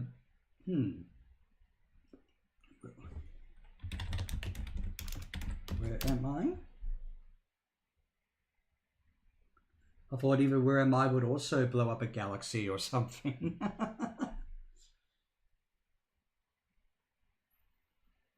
That's surely to saying wait or even a variety of commands would.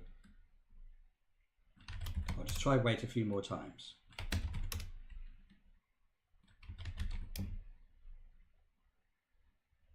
Okay, let's try here, darkness. Yeah, nothing?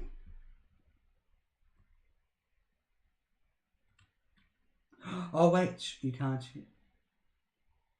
Wait, hear something, because it's the opposite of nothing. Never mind. You can't hear anything. See nothing?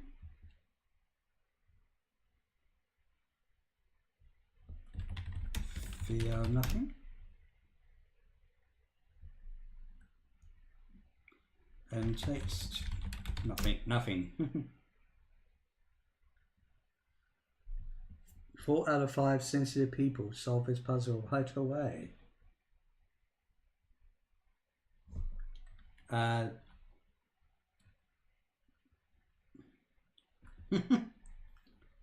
Sensitive. Wait.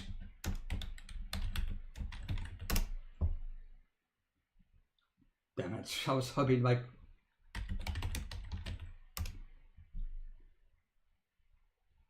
Well, I thought you was like, you know, hey, at least finally open your eyes at last. But we at least got to try to at least get to the Vogon ship stuff. Force sensitive. Sensitive. I don't know if that's going to be the right word. Be sensitive. Okay. Use sensitive. I don't know. But using seems to be yes, a verb. Let's see. What, north? East? South? West? I bet the speedrunners will know exactly what commands to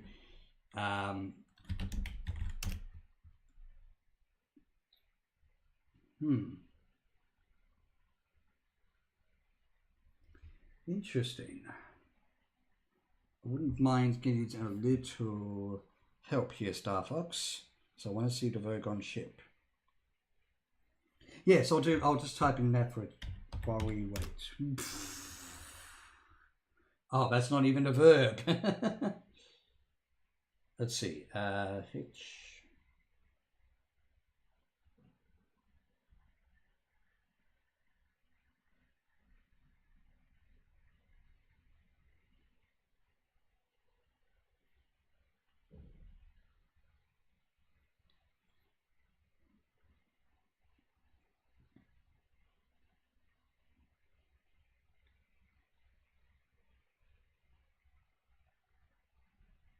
Keep looking.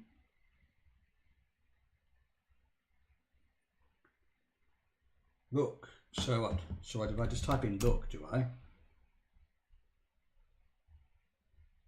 Right. And examine the result each time. Examine dark.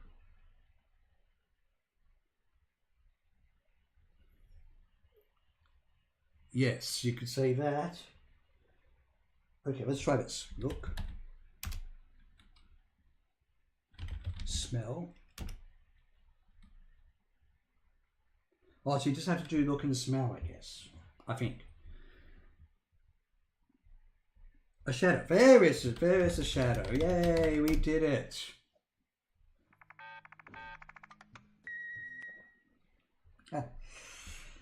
Yes, I did it in so many moves, I could have done it in 3 moves. Machine computerizers. But at least we'll, yeah. Apparently, also, the walkthrough said you have to give a pub sandwich to the dog. For how much that will help, considering the Earth is gone, I don't know. Maybe we can always do a restore. In fact, let's do under a different name.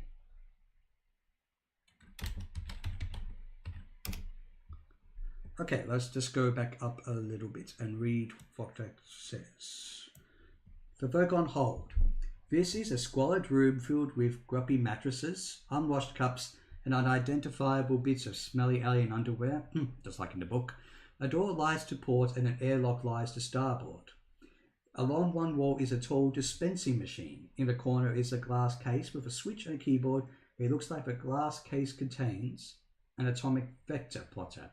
Ford removes the bottle of Sanctraginium mineral water, which has been waving under your nose. It tells you that you are aboard a Vergon spaceship and gives you some peanuts. What, did it take around 5 minutes? 5 Earth minutes here. You'll be keeping track. So, gives you some eat peanuts. Sure, you've got to do that first. If you are stronger, as the peanuts replace some of the protein you lost in the matter transference beam. Does talking still not do anything? Come on, I just want to say something, or if I wait, he probably would say something else. Okay, he probably doesn't. Okay then. So, if I go over to examine dispenser machine.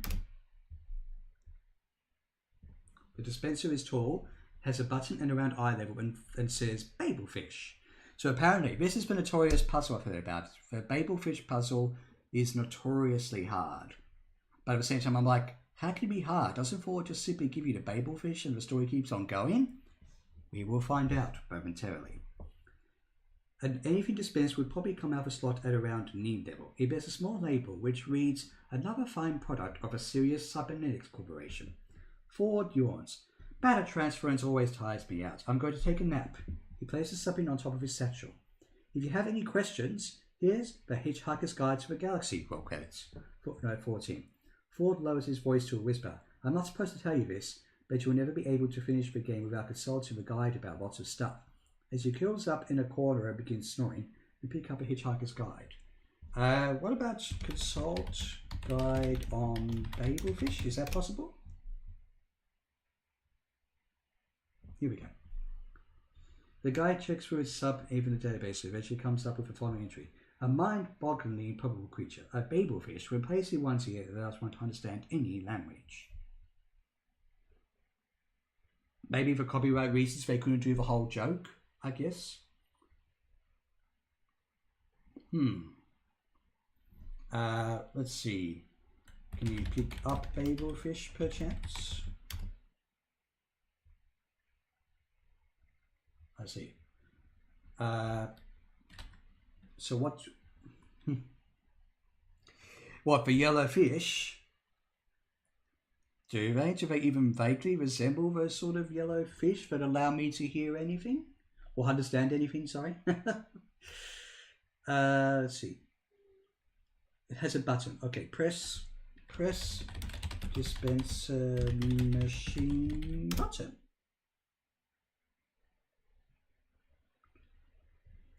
Dispenser button, of course. Oh, Okay. A single babelfish shoots out of a slot. It sails across the room and through a small hole in the wall just under a middle. I see. So it's not just like you get the fish in your hand. It goes goodness knows where, just for the sake of being a game. Just under a metal hook. Pick up metal hook. What a concept. Use metal. Oh, I'm not sure about use, but okay. On hole. Examine metal hook, perhaps. Attached to the wall. Let's see. It's interesting. So it's like maybe the manual says, do not use the use command. It is not very useful. It's in fact rather useless. And I came up with that joke myself, whether it's in the manual or not.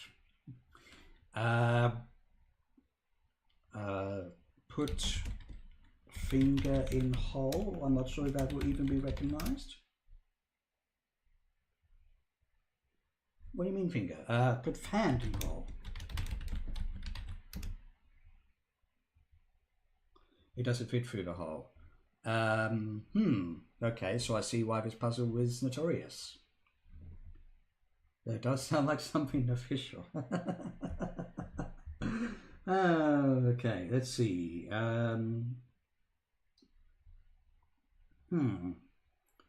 Use screwdriver? Oh, wait. Or can I just press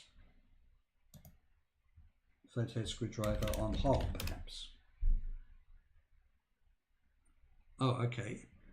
Insert screwdriver in hole. Hopefully insert is a verb. So I've lost it. Insert toothbrush in hole.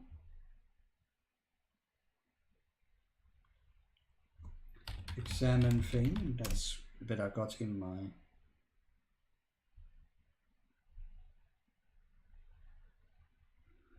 Okay, what? Insert. Yeah, so that's strange.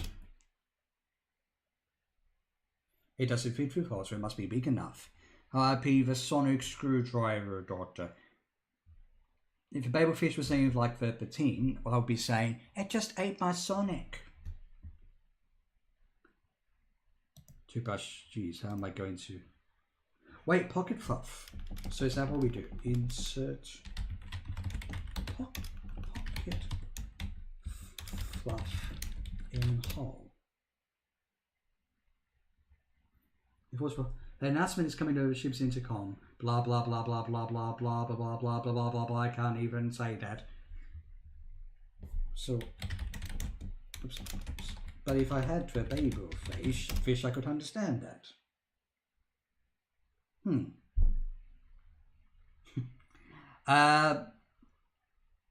I was thinking more so like if it was like a bikini in the hole or something, eating up my screwdriver and toothbrush.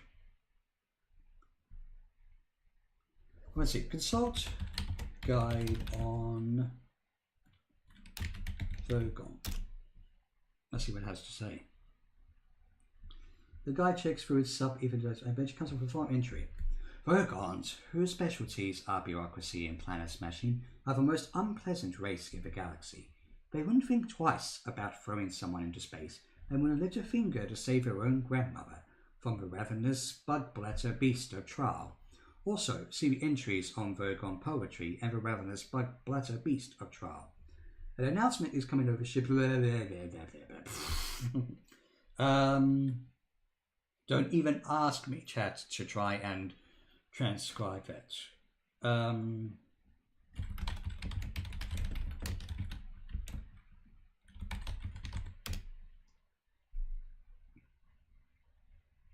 Vogon poetry is so awful that even the Sarkovsky of Bourbon 12, whose religion strictly forbids the taking of one's life, considers suicide a perfect... I shouldn't have said that. saying that word could get you in trouble. A preferable alternative to a Vogon poetry reading.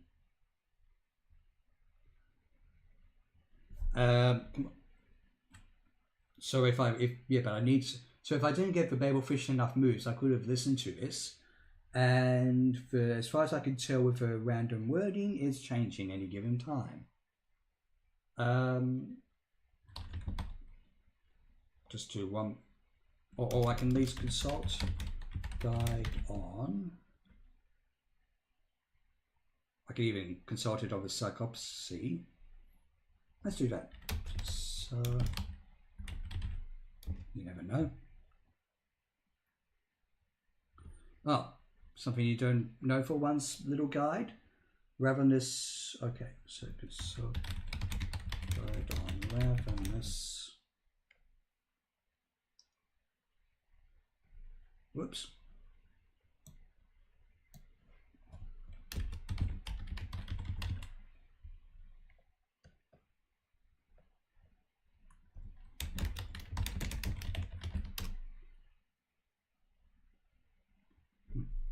The ravenous blackbladder beast of trial is a mind-bogglingly stupid animal. It has almost no capacity for learning from experience and is therefore surprised by virtually everything that happens to it.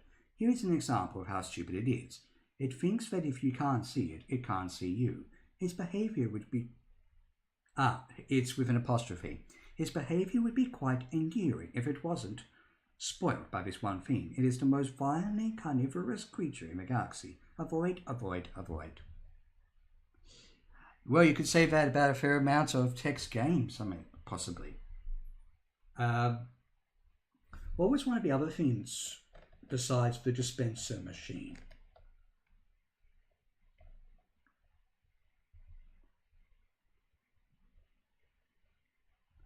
A switch and a keyboard. Okay. Examine glass case. Hopefully we're not taking too long.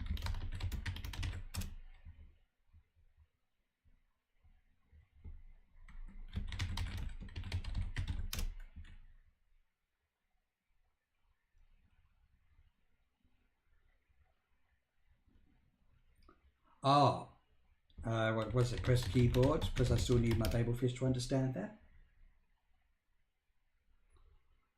Open glass case, perchance. It won't budge.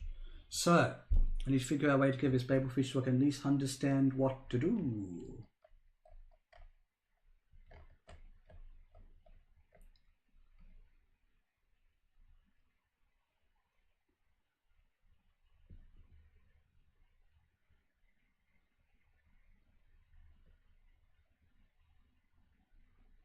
I do wish it had the whole babelfish joke though, but I can understand why.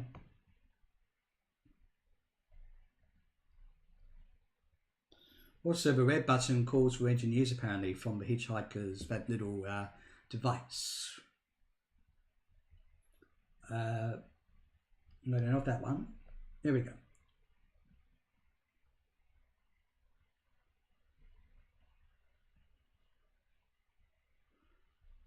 Use mineral water on hull perhaps as well. Oops. Hey.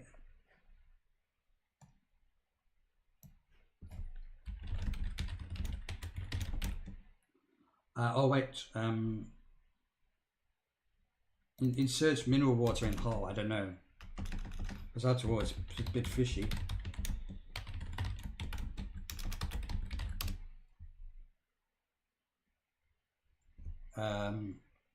Okay.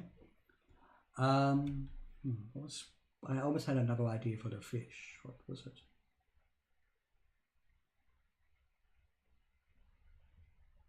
Oh yes, press red button, we'll see if that does anything.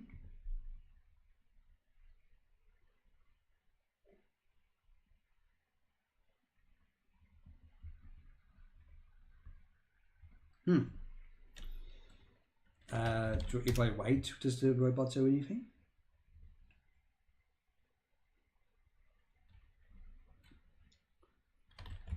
Wait again, perhaps.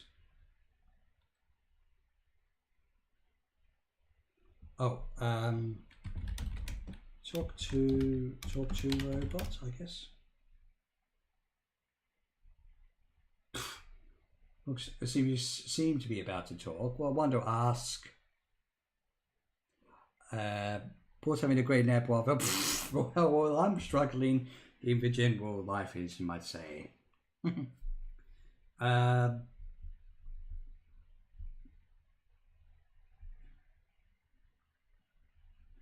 Or maybe I was supposed to give one of those fiends to the robot. Let's restore Viddy 2. Just a sec. Oh, maybe let's restore it then.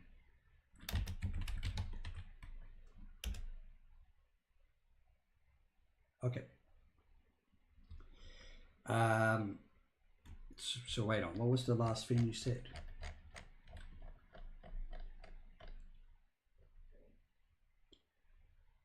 Okay, so I swear to eat the peanuts, and then we'll go from there.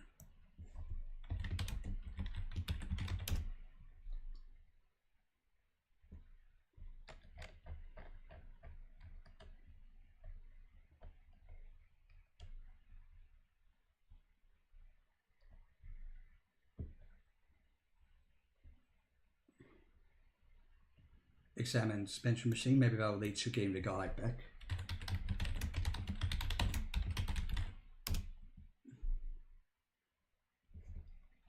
Or another weight anyways.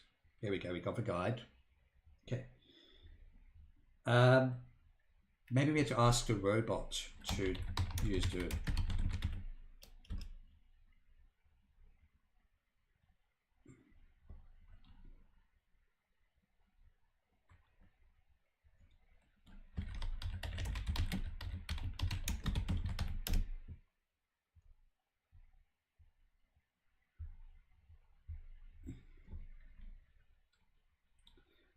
Let's see. So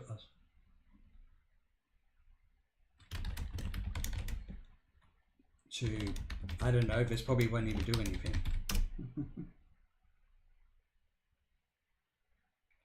Oh, ask robot to get metal hook.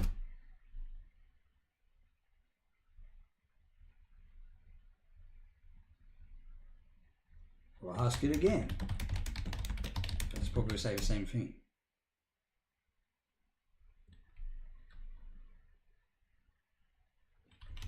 So we had to wait for it to go. Oh, what happens next?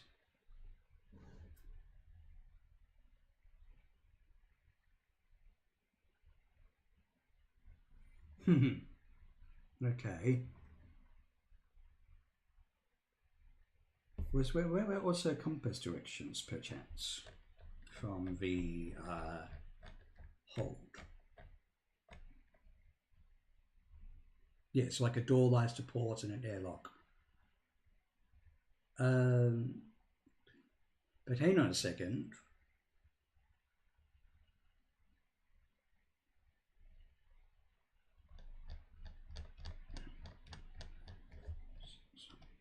Oops, no, not again, please. Go to door, not the airlock.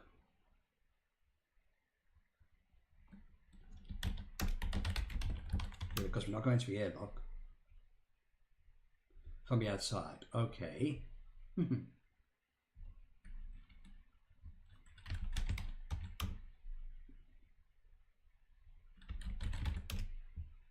Okay, so we're stuck in the one spot there. Let's see. I was also looking at the graphic for a bit of help. Let's see. I don't know. Pick up underwear possibly. That's not important. Leave it alone. There was that ice cream joke. I forget which command towards the beginning does it.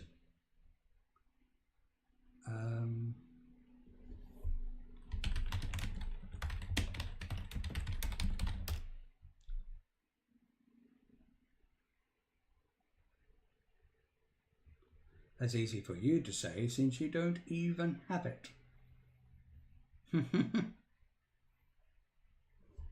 Well, okay.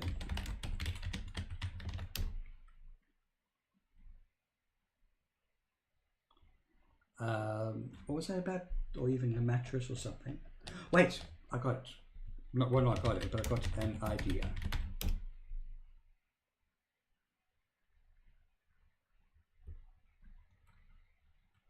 So what was the verb I could use for the robot? Ask robot, yeah.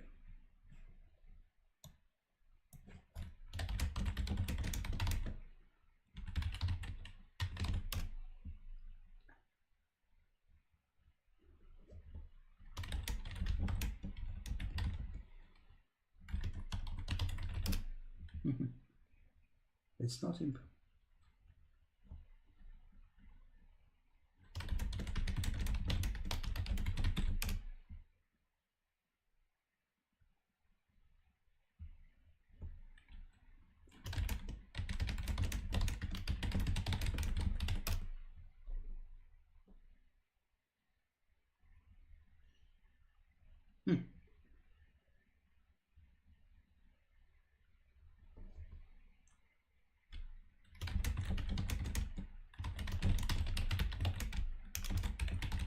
Machine.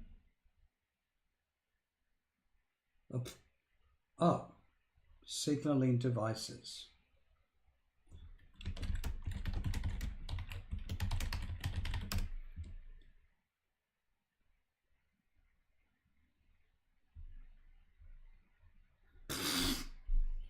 Why can't the robot see it? Oh wait, press robot ask to repair hull. I don't know.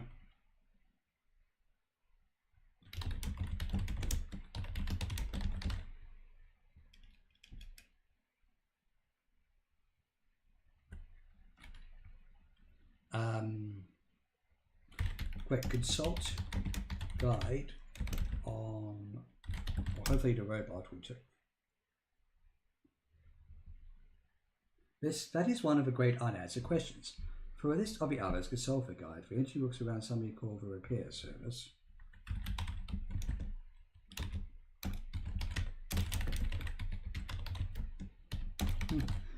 One of my great unanswered questions.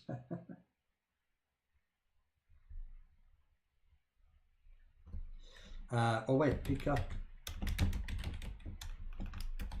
cycle perhaps? Not freaking likely.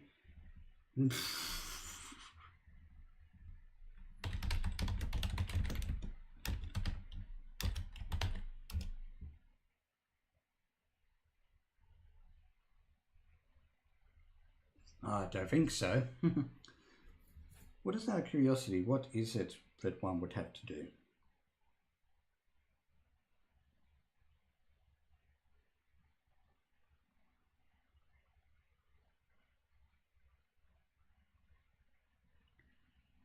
I see.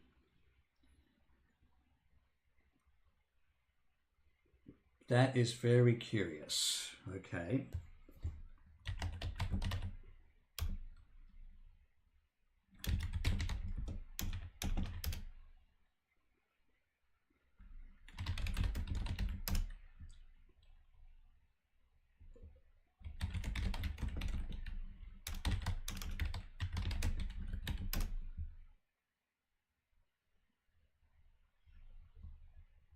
Oh wait, I forgot to.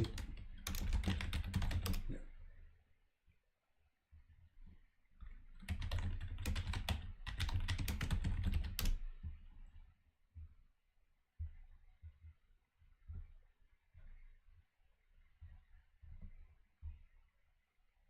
The drain, is that the same thing?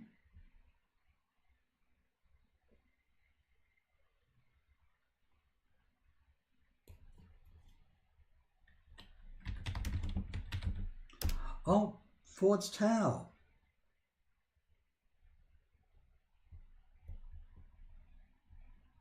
But as if we would use the dressing gown to get a babelfish rather just simply get it, like in the story. Put towel on drain.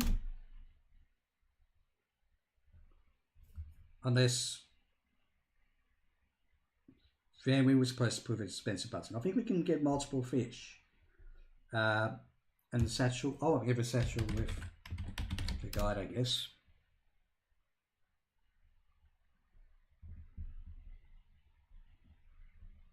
on the panel. I'm not sure which panel that is, but okay. And the mail that we had in the first place.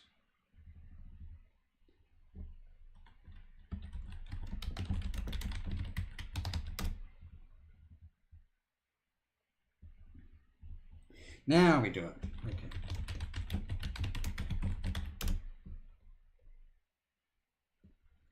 It sails across the room and hits the dressing gown. The fish slides down the sleeve of the gown and falls to the floor, landing on the towel. A split second later, a tiny cleaning robot whizzes across the floor, grabs the fish, and continues its breakneck pace towards a tiny robot panel at the base of the wall. The robot plows into the satchel, sending the babel fish flying through the air to a graceful arc surrounded by a cloud of junk mail. Okay, so you have to set all these up to trap it. Another robot flies in and begins madly collecting the cluttered plume of mail. The babel fish continues its flight to land with a loud squish in your ear. So that's when we're about to hear what's been said.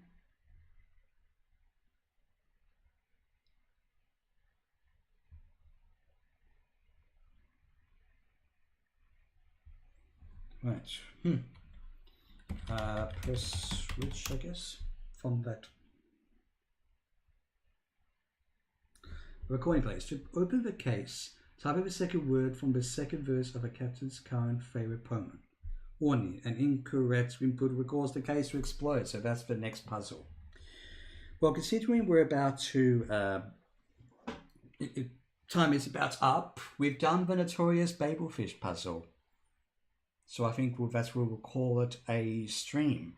A very unconventional stream in terms of these adventure games, but overall I did have some fun with them. We solved the first mission of Star Trek The Next Generation of Final Unity, and we also managed to get a lift onto a Vogon ship and get a babelfish.